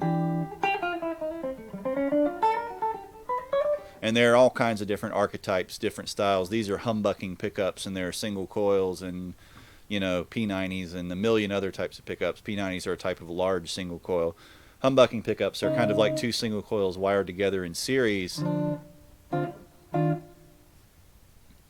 Essentially, yeah. The flux, the flux induced in the magnetic field generates a small current that corresponds to the frequency of the string's vibration. So if this is vibrating at 440 hertz, so will the flux or the current induced in the pickup, in the coil of the pickup, which is then sent passively in most cases. There are active pickups which use batteries to add gain or to make that current stronger or to shape it in different ways, but passively sent through the electronics of the guitar to the amplification circuit, which then has a preamplifier that makes that large enough for the power amplifier to see. The power amplifier converts that to a wattage, or essentially a current that can do work, which then drives the voice coil of the speaker, which is a little tiny, usually copper coil in the middle of the speaker with an electromagnet behind it that then repels at the same frequency and causes the paper cone on the front of the speaker basket to vibrate with the same amplitude as the string. But since it has a lot more surface area, it obviously makes the sound much louder than, say, like the top of an acoustic guitar would. But the design of the pickup, how strong the pickup is, you know, how many coils of wire it has wrapped around it, how powerful the magnets are, how far they are from the string, how they're wired, all those things really, really drastically change the sound of the guitar. The position of the pickup, etc.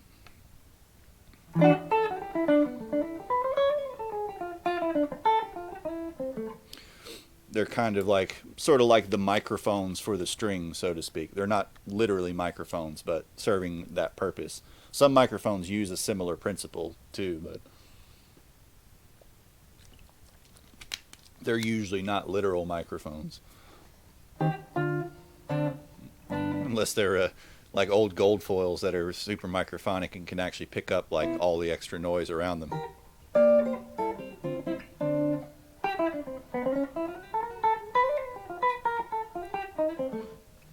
But so like clear examples would be like I'm on the neck pickup right here with my, you can change it with this little switch down here. But I'm on this neck pickup, which is closer to the center of the string's vibration, so you get a lot more overtones in the sound. We tend to get a very kind of smooth, rich, dark tone, especially with a humbucking pickup, which is again two coils wired together in series. If I change to the bridge humbucker, this one back here that's very close to the end of the string, the relative tension near the end point of the string, the saddles on this part called the bridge, is much higher. The string is much stiffer back here, so we get a lot fewer overtones, we get more fundamental. So the sound on this pickup is going to be a lot brighter. More defined and kind of edgy. Versus... So you can change your sound up quite a bit, depending on which pickup you use. And certain styles of music and certain styles of playing tend to favor one or the other.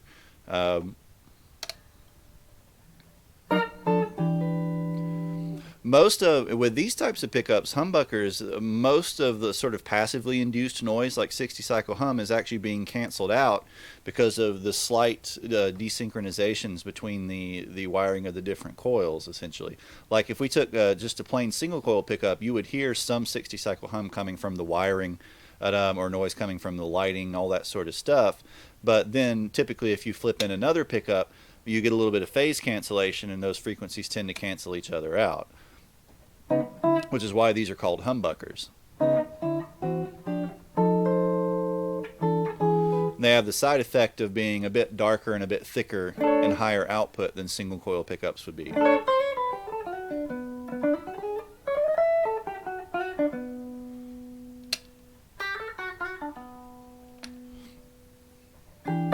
But there's lots of interesting stuff you can do. With these types of pickups, you can split them into true single coils. You can wire the coils out of phase with each other. You can wire the coils in parallel. You can do all sorts of really interesting tricks if you understand how to do the wiring.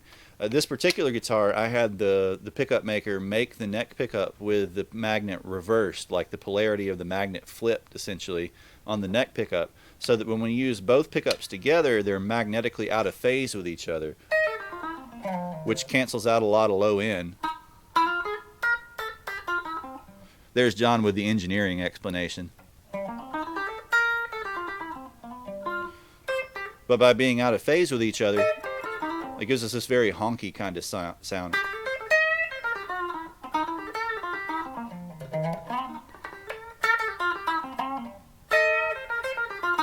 Cuts our low end a lot.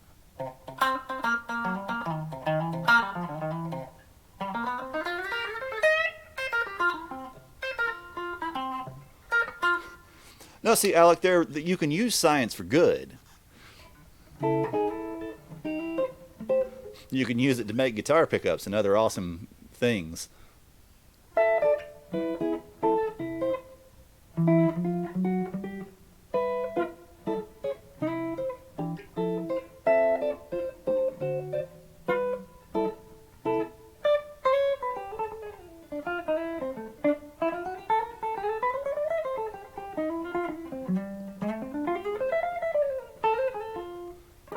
This guitar is ridiculously good, though. It's every time you play, you just start feeling better.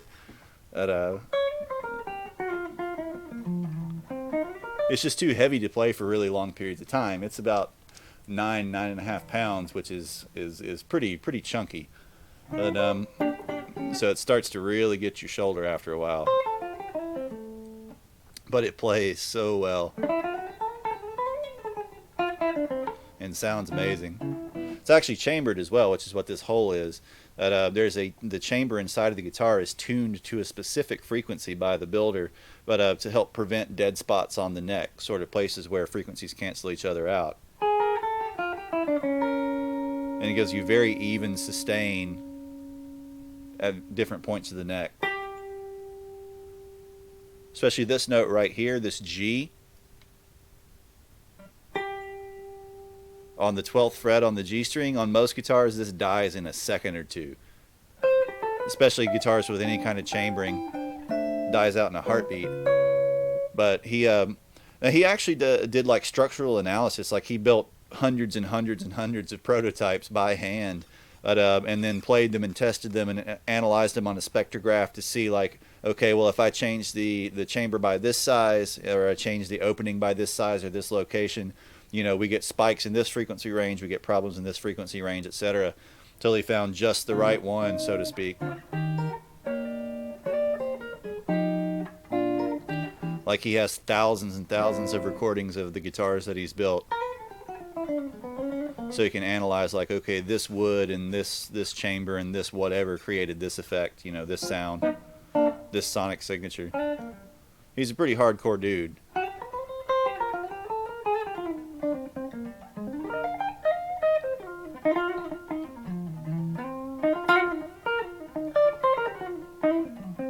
But this is usually my main performing guitar. If I have a serious gig, I usually take this one. Unless it's something where I need a country sound, where I'll take like a Telecaster or something like that. But 9 times out of 10, this is the one that goes.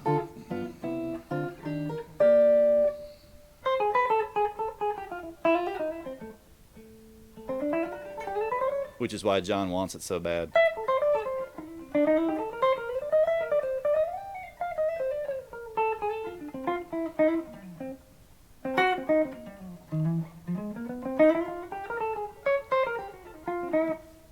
But I went to his shop and consulted with him. Talked about the kind of sound that I wanted, the kind of neck shape that I wanted, all that kind of stuff. But and he essentially engineered the guitar based on ideas, the ideas that I gave him to sort of meet those needs. Basically, the only thing that I wish I'd told him differently back then was, to make it lighter, because I didn't realize the weight would be quite as much of an issue.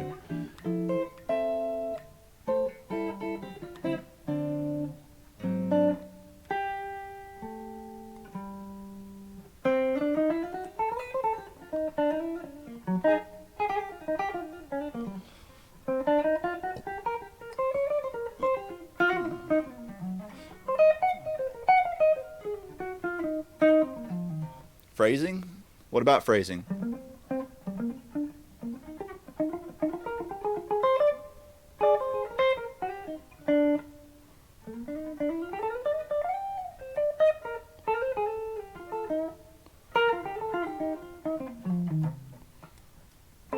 Oh, yeah. Billy Sheehan's is pretty much my oldest friend in the world, and he begs me pretty regularly for this guitar. Like, why don't you hurry up and die already so you can will that to me? But, things like that.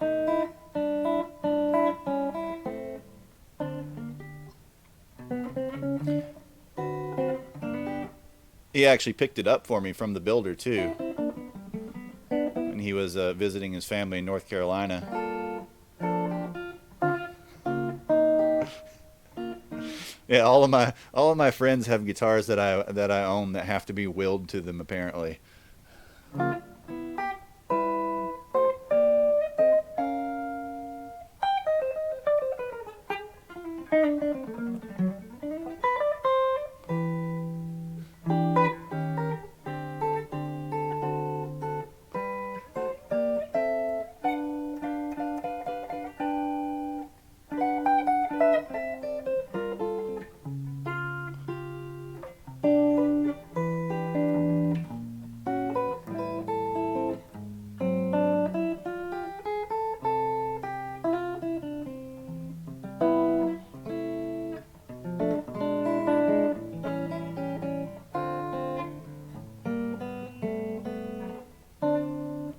A helium sealed guitar?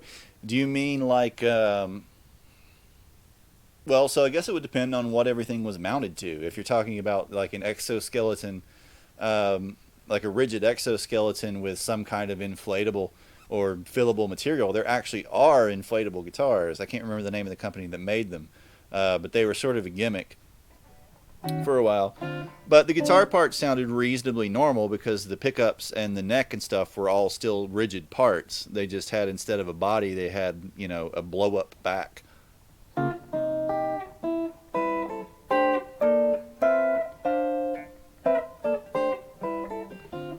But if you're talking about trying to mount the electronics and everything to something inflatable, that might probably wouldn't work very well.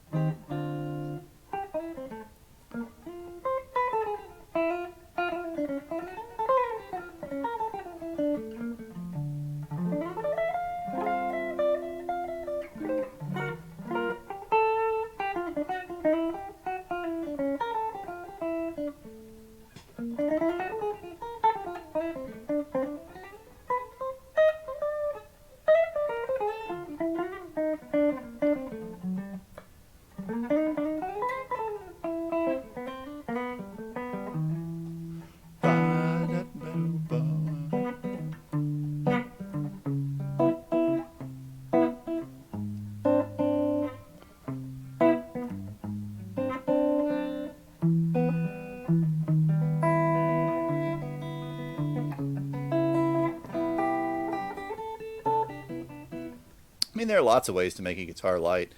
You can chamber the wood out. Just pick individual pieces of wood that are really light. They tend to have a little more diffuse sound than heavier pieces of wood. But I have another custom guitar built by a recently deceased builder from Louisiana, who would go pick pieces of wood from the lumber mill in the swamp and would pick super, super light pieces of wood. So, I mean, it only weighs like 4.5 or 5 pounds, even though it's all just traditional wood. But,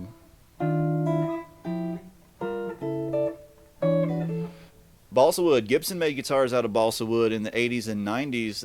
If you ever see a Gibson guitar with the specification listed as chromite, that is actually just balsa wood.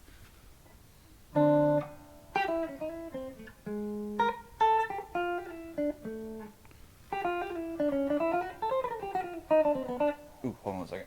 Oh, nose is itching. Oh my god. I need a nose itch button in Streamlabs. Because it's pollen season and like it's killing me.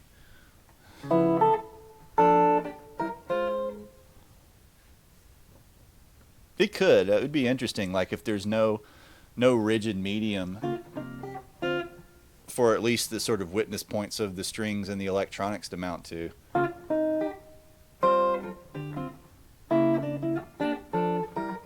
But the Gibson ES-135 has a the ES-135 has a balsa wood center block in it.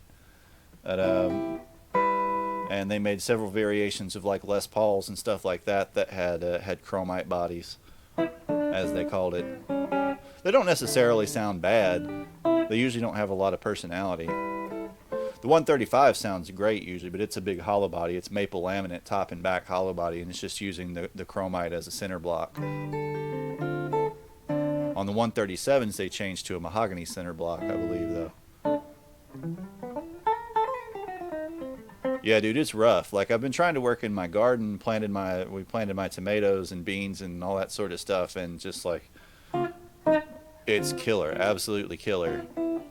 Out there for like 10 minutes and then, you know, sneeze and watery eyes and everything else for hours.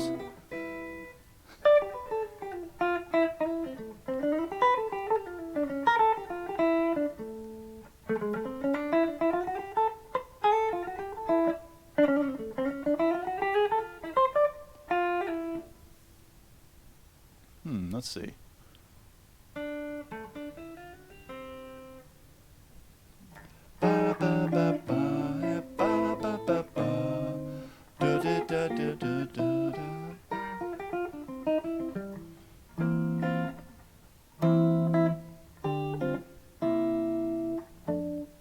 Well, it's kind of hard to garden without going outside.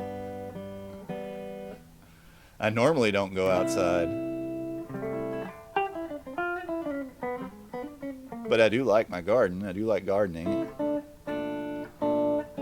And seems, you know, extra important this year.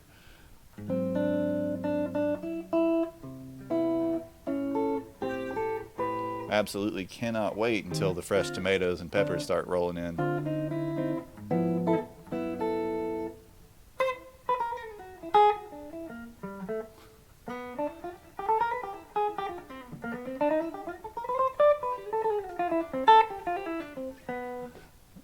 Well, I mean, hopefully nobody, no random people from the hospital are going to come cough on my my tomatoes.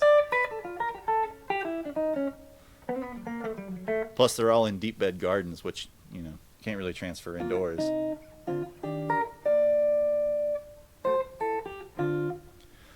My brother's telling me to farm mushrooms, but I would have to, you know, ruin the basement to do that properly. He has an old farmhouse down in Florida, and they apparently have like a whole cellar for growing mushrooms.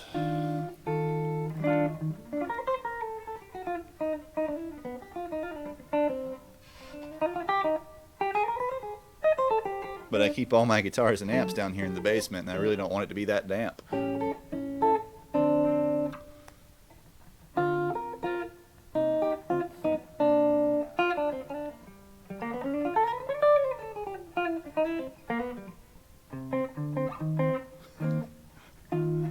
Yeah, I remember seeing you posting, you shared me some pics with me of that project, like the mushroom incubator. It's a badger, badger, badger, badger, badger, badger, badger, badger, badger, badger, badger, badger, mushroom, mushroom.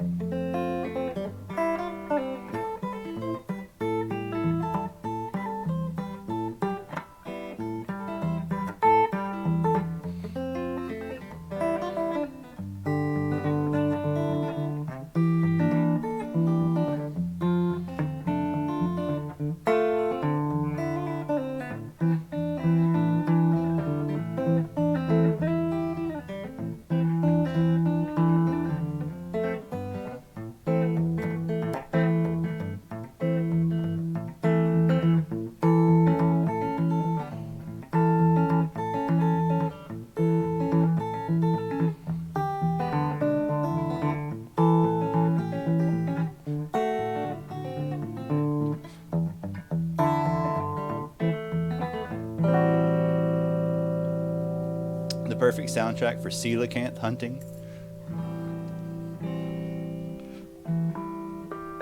What are you playing, Animal Crossing?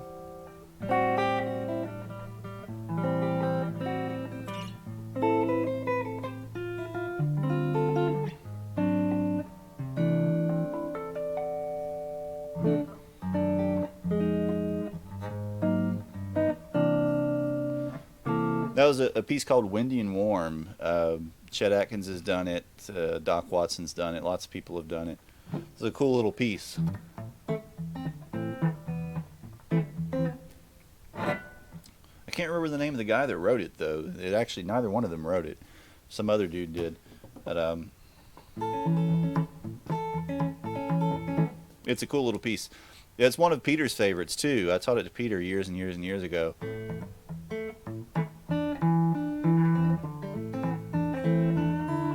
What an interesting thing, I was watching a live version of Doc Watson do it, and he actually switched the bass notes up from what I was expecting. I'm not sure if he did it on purpose or not. Tommy's done a version of it. Tommy plays a lot of the same kind of stuff as those guys do. But no, this was written a long, long time ago, way before Tommy Emmanuel. This is probably written in like the 50s or 60s, I would think.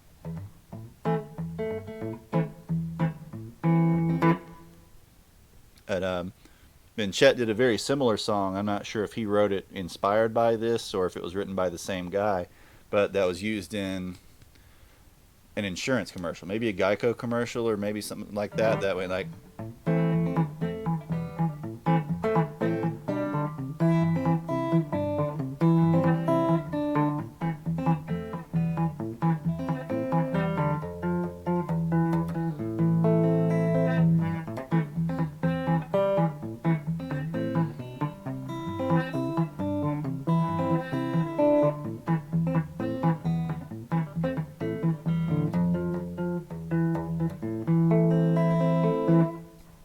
Which is called, is it Mr. Jam Man? Something like that? Hold on a minute. Let me see.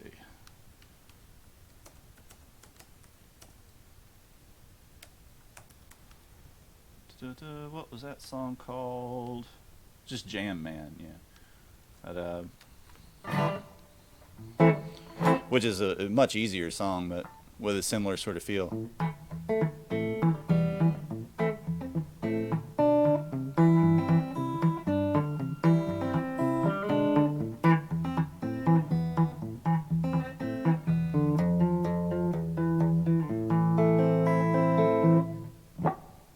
Very, very simple. You just get that alternating bass. And the left hand is just playing an A minor chord.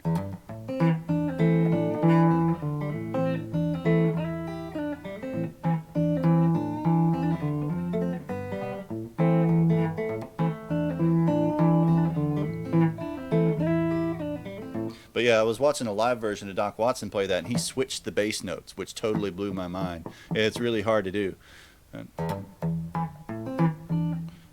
See? It's totally screws with your head after doing like Route 5, you know, for however many years that I've played that song.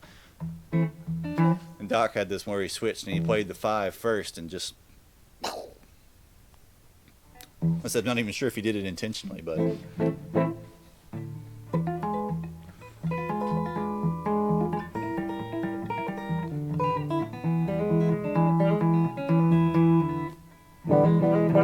You get so used to hearing that root on the 1.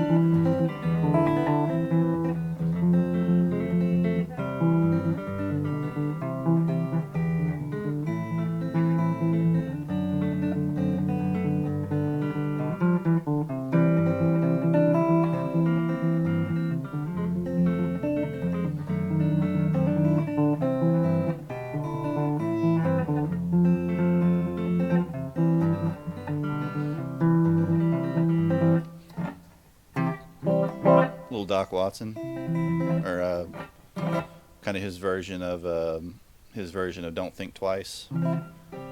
Ain't no use to sit and wonder why, babe. You don't know by now.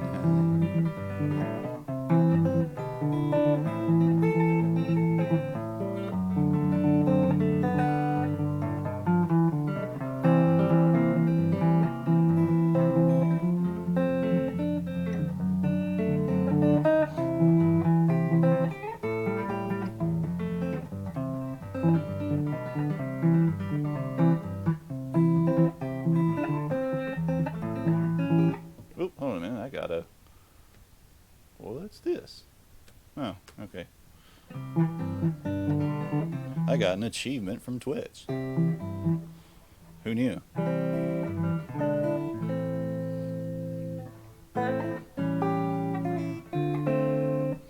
Yeah, Alex just posted the Discord link. If anybody's hanging out in here that hasn't followed and was enjoying what's what's going on in here, just sort of casual chatting and jamming and guitar talk and stuff, feel free to follow us and hop in the Discord and get to talking. We use the Discord for discussing things like song recommendations, that sort of stuff. Because right now I'm just kind of pulling songs out of thin airs.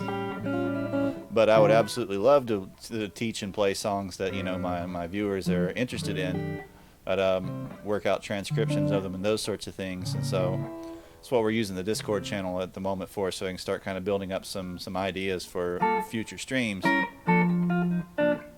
But if you're just hanging out and watching and you're not following, you're not chatting, come on, join the party. Give us a follow, jump into chat. Tell us what's up. Tell us what kind of music you like, what kind of guitars you play, all that kind of stuff.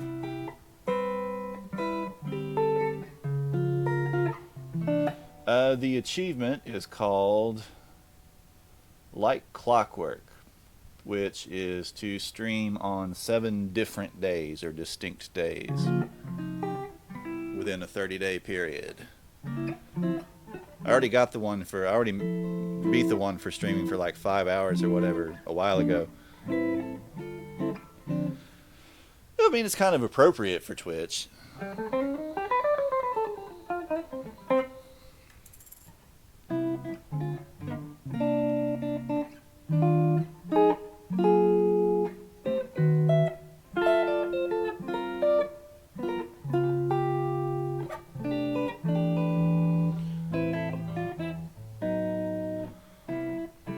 I think the only one I have left, the only achievement I have left is the one for like the path to partner or whatever, which is just to get 50 followers.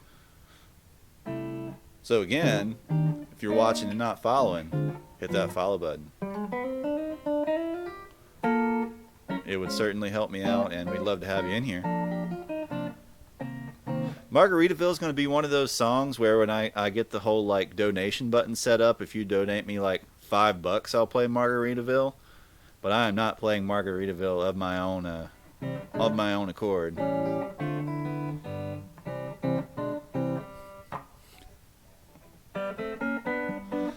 I saw this woman that plays saxophone a lot on Twitch and streams has has it set up so if someone donates her enough money, she'll play the stupid sexy sax guy dance song or whatever. But only if they donate like $10. Which seems like a pretty good idea if you're big enough to have 1 million people in your chat pestering you to play that otherwise.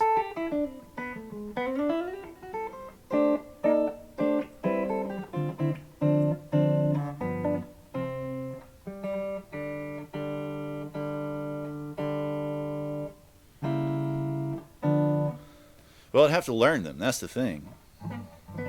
You know, those are like full arrangements.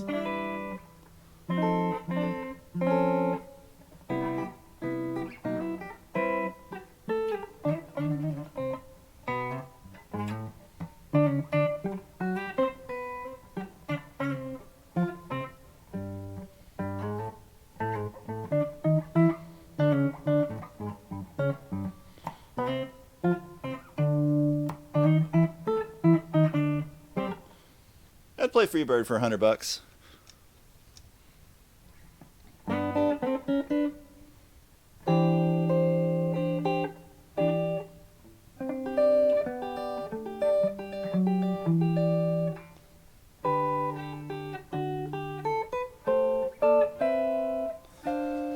played a wedding once where the old ladies there kept begging us to play. Like we had the bride and her family had told us to play like these very specific songs. You know, like we had to play this, that, and the other. But these two old ladies kept begging us, me and Tim, to play Baker Street. At you know that one song with the saxophone at the beginning that ba da da da da da da. Right, and Tim did not want to play it at all. But they finally started throwing money at us, so we eventually played like, you know, 3 minutes of it, and then that was all they cared about. They didn't actually know any part past like the beginning, or they were just that drunk that it didn't matter. But you know, made like $50 or something off of that.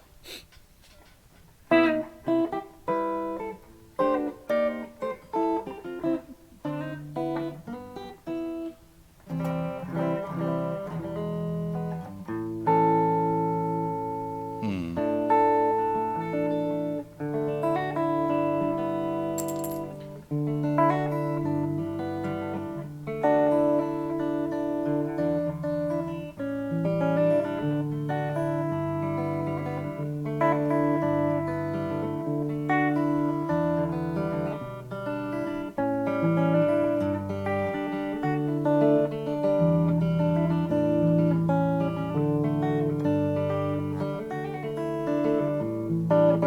Yeah, $100 is hitting that point where basically, yeah, just about anything you want, I'll play.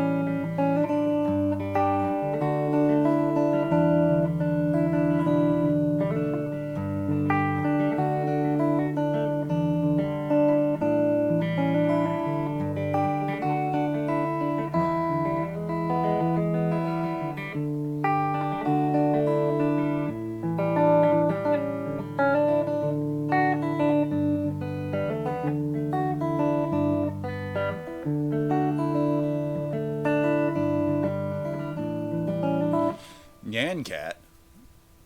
All I remember is the cat noise. I don't remember what the actual music is like in that.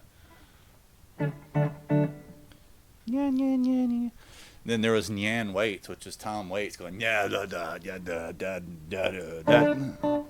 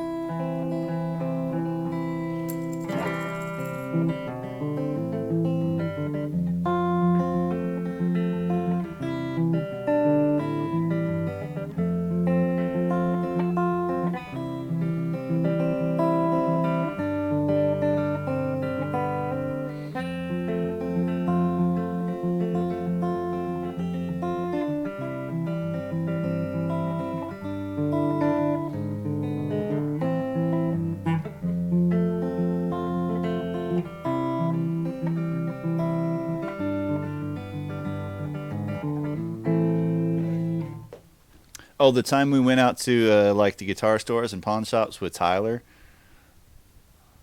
That's nowhere close to Tom Waits' strangest album either. But, yeah, he did the When You Walk Through the Garden. What key is that in? Let's see.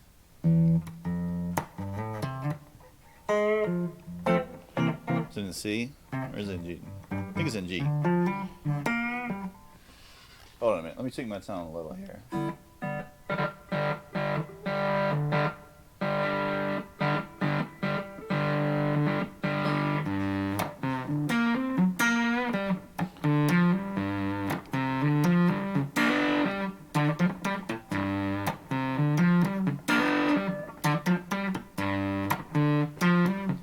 When you walk through the garden, better watch your back. Well, I beg your pardon about the straight and narrow track. When you walk with Jesus, will He save your soul? We gotta keep the devil way down in a hole.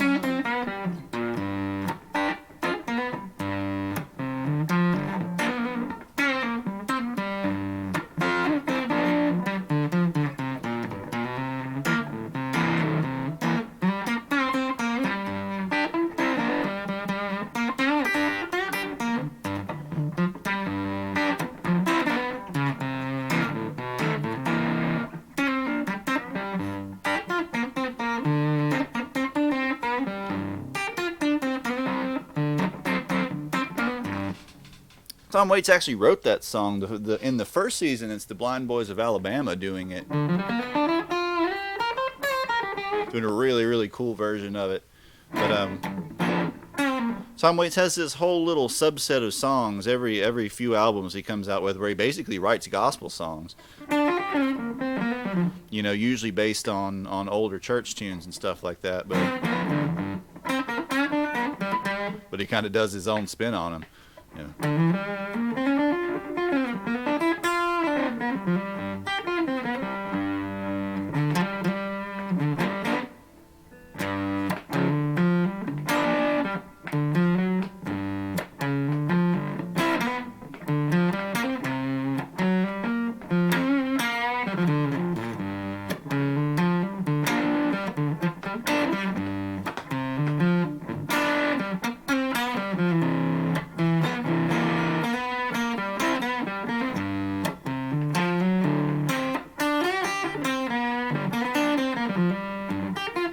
I don't know if Alec ever listened to Jandek. I know Max Keep Watts listened to Jandek a lot, but Jandek is pretty amazing. But Tom Waits is definitely lifting more from Captain Beefheart, like explicitly.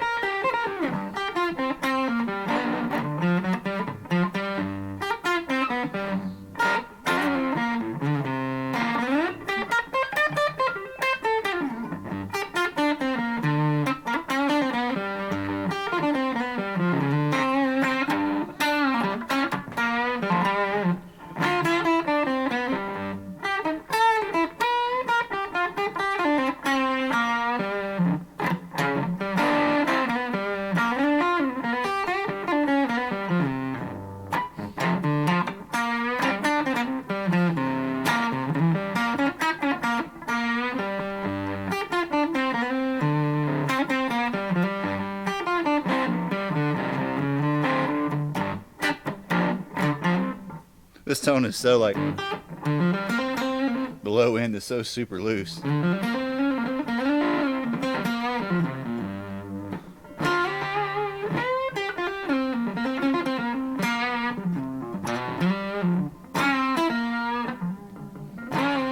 It's got like no innate sustain, but a really cool kind of texturally edge.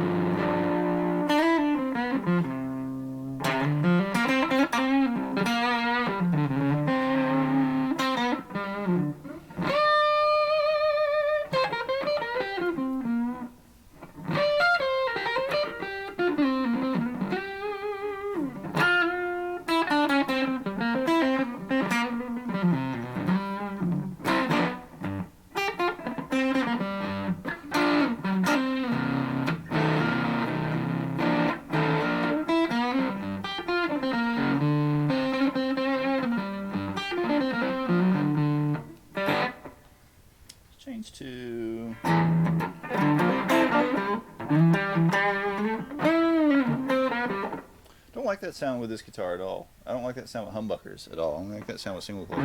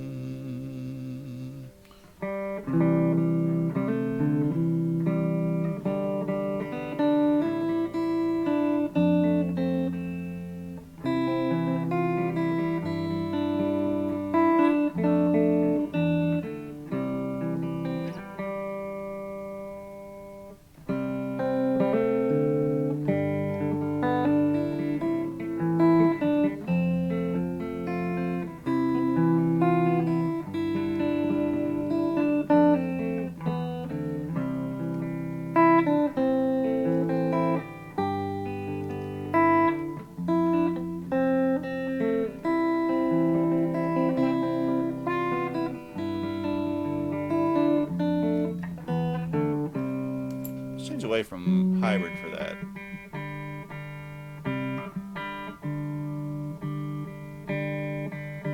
Change to just fingers.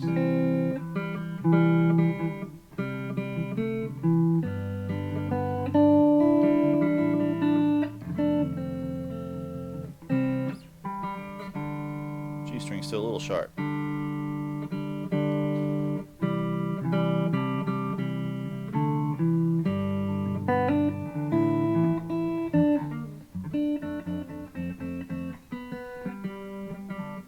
It's a little flat.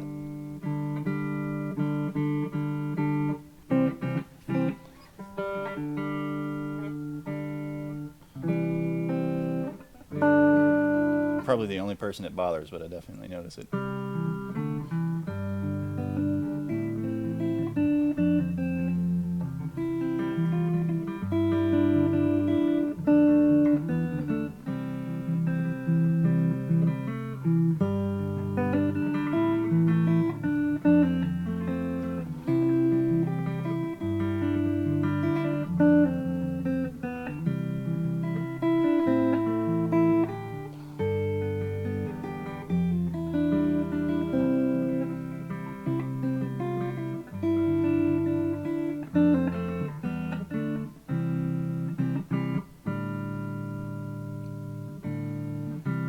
tiny, tiny, tiny little micro synth adjustment,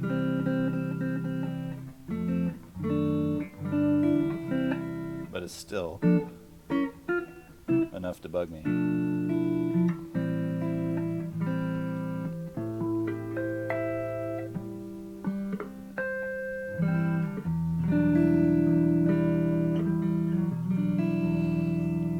Play John's favorite song.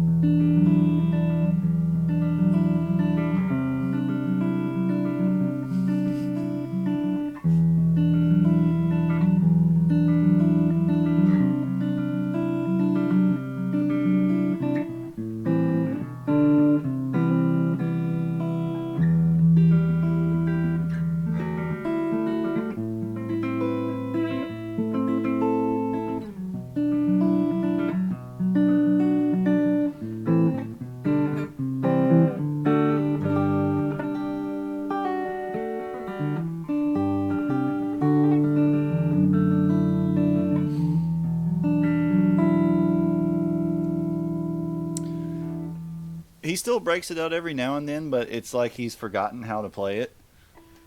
It's kind of amusing considering it's like a song he wrote, but especially when it starts to get to like the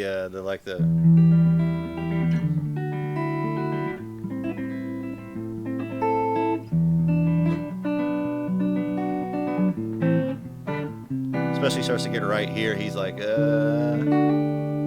what I do?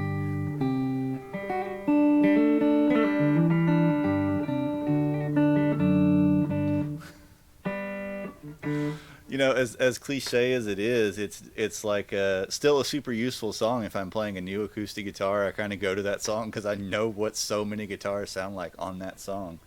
But with that song,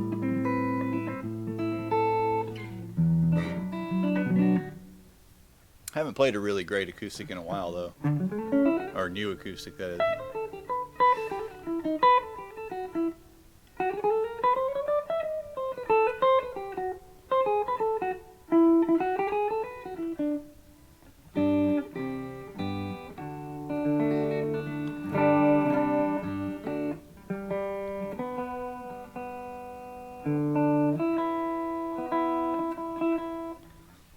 G, C, G, D.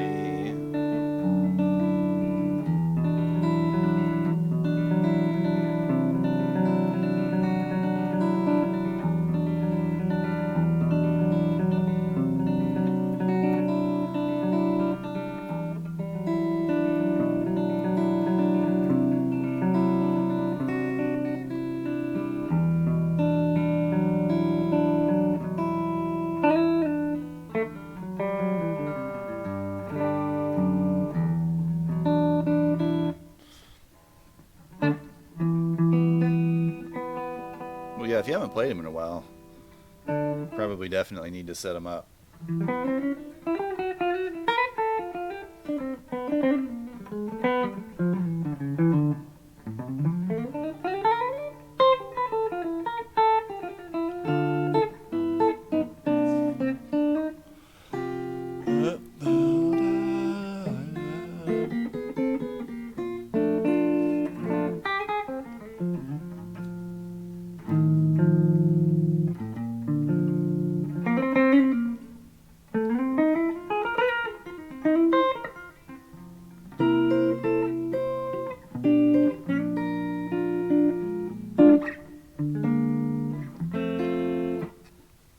Really love that first inversion of like a 7 chord.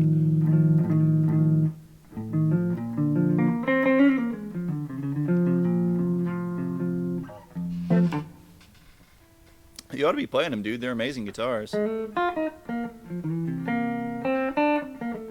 Especially now since you know you're not really gigging on bass much.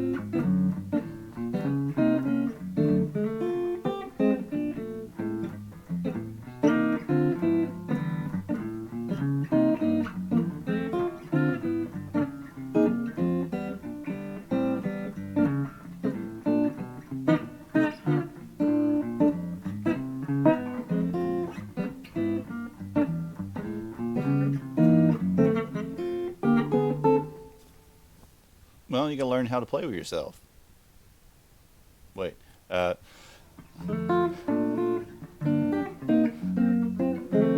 You know, start learning some more arrangements of things, man.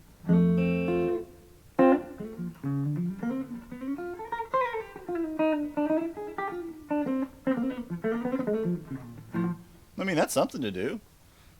Certainly something to do, but I mean, also, if you're playing standards, learn the charts too. Just get the basic charts to get the structures down. Then learn the interpretations by ear, learn the solos by ear or whatever.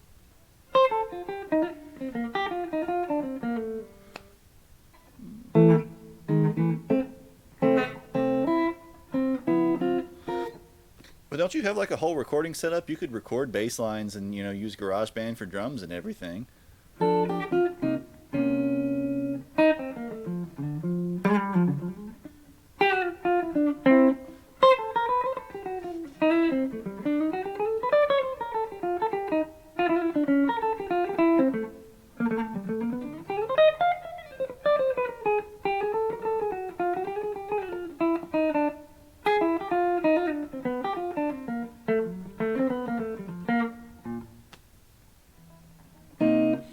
The changes most of the time are just 2-5-1.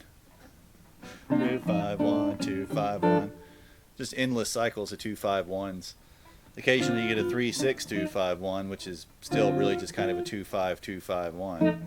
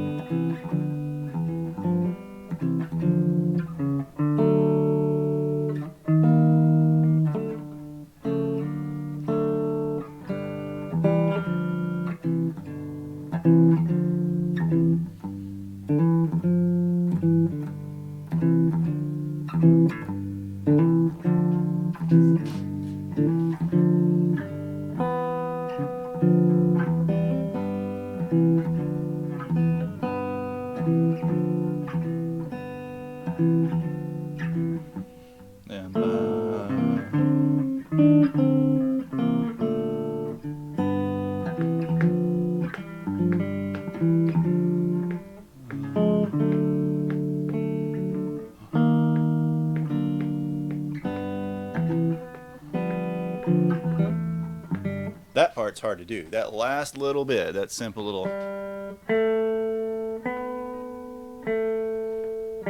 That's really hard to do over the rest of the rhythm.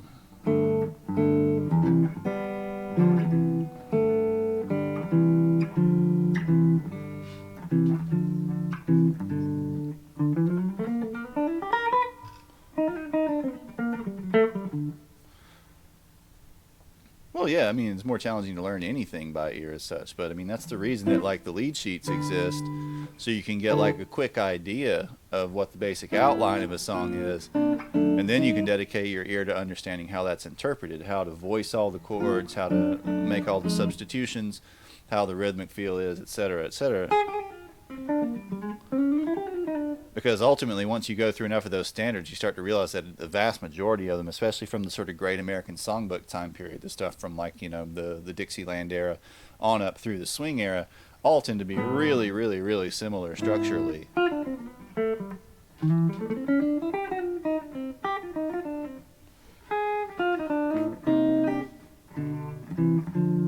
Dude, I don't even have TikTok. I'm not a 14-year-old girl. I don't know how that works.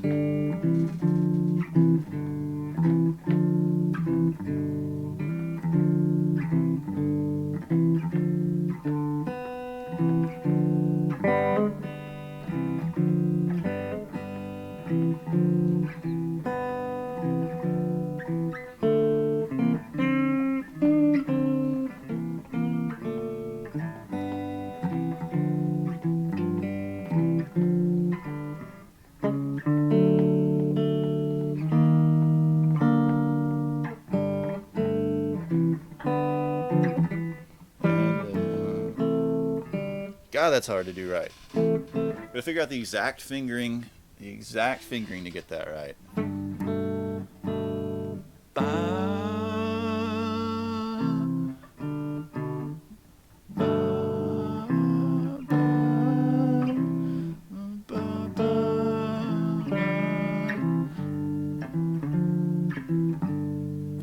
Ah, man.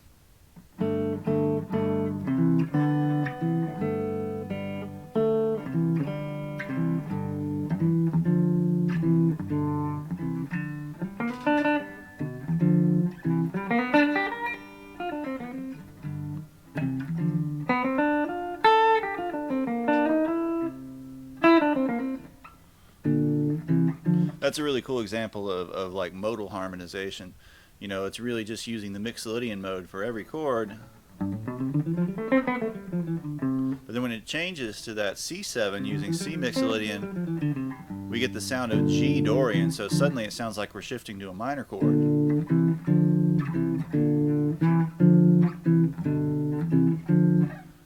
You know.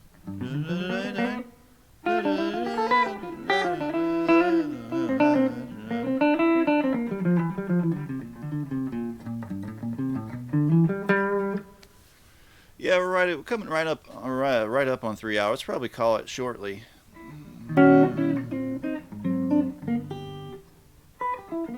Seems like for the time being, that's about, you know, that's about it. That's a decent length. This is what she said.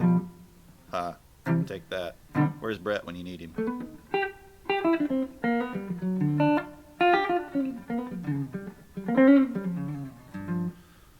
I might do that song next time. I don't know. Need guys, I need peeps up in the Discord talking about songs to play. The whole lesson format, like I definitely want to continue to do like the teach a song or teach a whatever at the beginning format, but is that something we want to try to do like every time, or is it something we want to do once a week? Is that, you know, something we want to change up and do, you know, like a rock song one week or a rock song one night and a, you know, a jazz song or country song another night, so on and so forth? Do you want to do nights like we did the other night where we just did nothing but jam the whole night and chit-chatted and talked? You know. Or like Associate was talking about doing, you know, a night where you play along with backing tracks and stuff like that and jam tracks.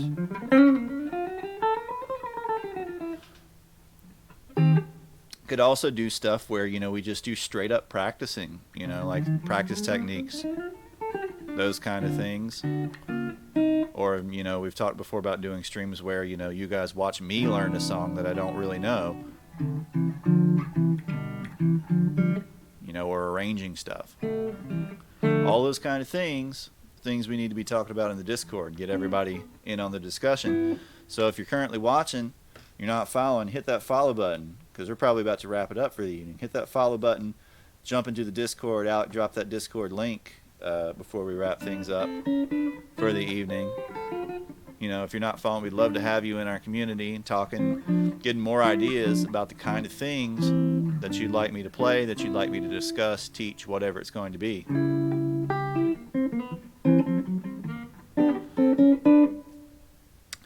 Because basically we learn a song, which tonight it was really easy. It only took like 30 minutes.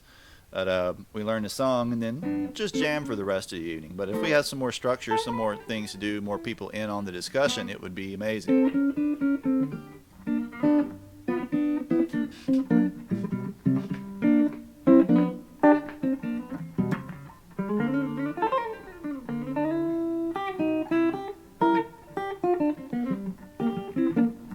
Yep, see, hit up that Discord link there.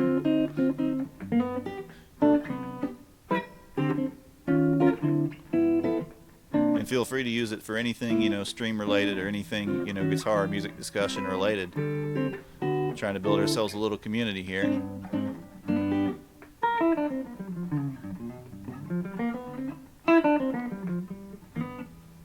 And want to say thanks to Billy and thanks to Try Steege for following tonight. Thanks for Twisty and Overt and everybody else for coming in, hanging out, chatting.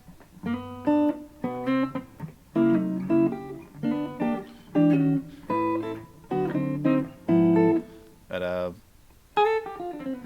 have to play this guitar more because this guitar is amazing.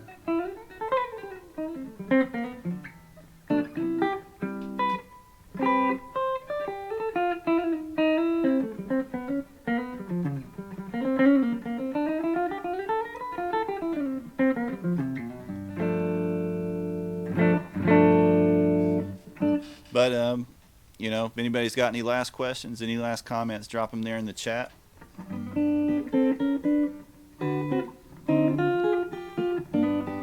If not, probably going to call it.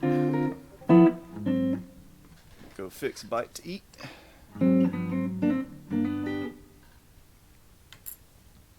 That old dust salute. Next stream right now, shooting for Monday night. I'm going to try to get on a regular Monday, Wednesday, Friday schedule or something like that. But the last couple Fridays have been oddly fairly slow, so I don't know if everybody's just too distracted doing other stuff, playing games themselves or watching streamer games or whatever. So I don't know, I might try Saturdays, I'm not sure. But right now I'm planning Monday, Wednesday, Saturday type things, or Monday, Wednesday, Friday type things, something like that. But I'm still thinking about doing earlier in the afternoon, but I'm not really sure if that's ideal or not. But because that would have probably interruptions, I'd have to take a while off to fix dinner or whatever else. Drunk streaming. Yeah, dude, this Wednesday was wild. That's actually, I think, probably the busiest night we've had. Had 4 subs or 4 followers or something like that, and a bunch of people just jump in and chat. A bunch of people hop in and watching and chatting all at once. That's what we want to go for, I'm certainly happy to have guys just hang out and listen and stuff like that, but we'd really like everybody to get engaged and, talk about stuff.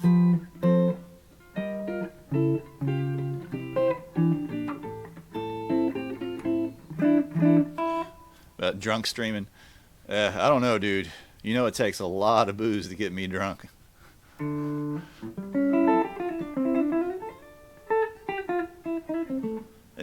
You can get drunk and watch.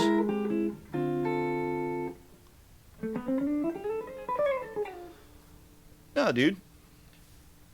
There aren't silly questions. The question you ask about pickups is a great question. Let me ramble on about stuff. Let Billy ramble on about stuff. that was actually, really engaging. And if anybody, was watching that was unfamiliar with guitar pickups, that would have been really useful to them. I mean, a lot of people who played for a long time don't really even know how they work, or what they do, aside from they make it sound different.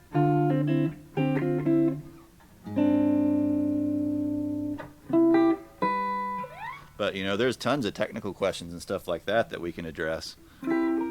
If it ever got large enough, we could even do stuff like how to set up a guitar, how to, rewire it, all that sort of stuff, like mechanical things like that. Especially if I get a camera that I can actually move around. Or how to restring a guitar. A lot of people don't know how to restring their own guitar properly. But,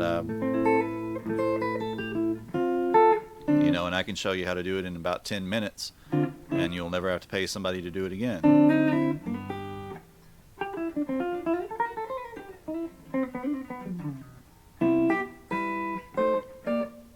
Miracles, yep. Rainbows and miracles, man.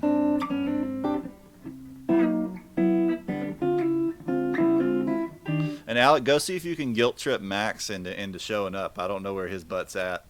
Well, I have an idea of where his butt's at, but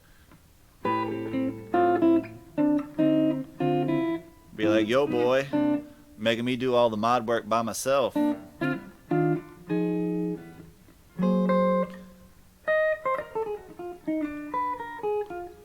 Because he should be done with his school stuff now. He said that was like at the beginning of the week.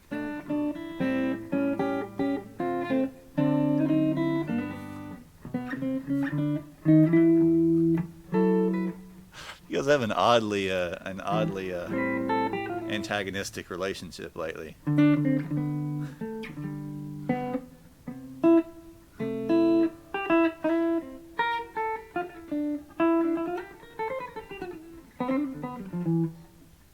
Multi-level marketing, you mean Wall Street? You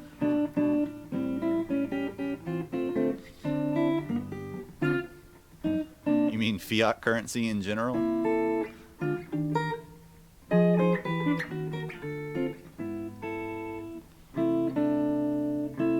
Is Carly doing some of that mess or something like that? Is that what the jibe is about?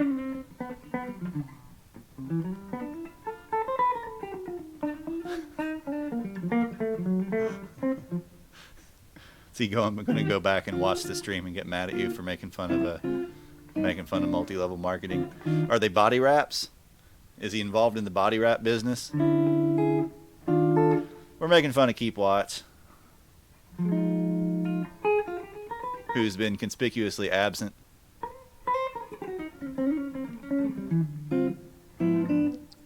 Oh, don't get Billy Sheehan started on put options and short selling.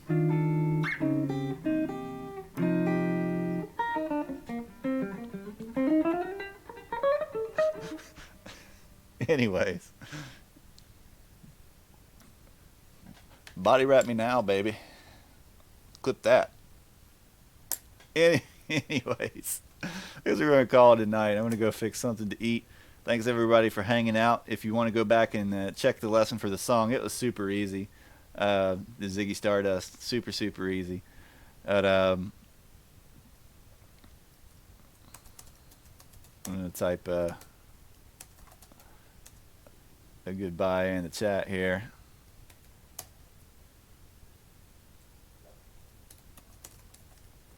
And I'm going to sign off for the evening. But thanks for the new followers, and thanks for everybody for Alec for doing the mod work. Thanks for everybody else for chatting, hanging out, listening. And we'll see y'all next time.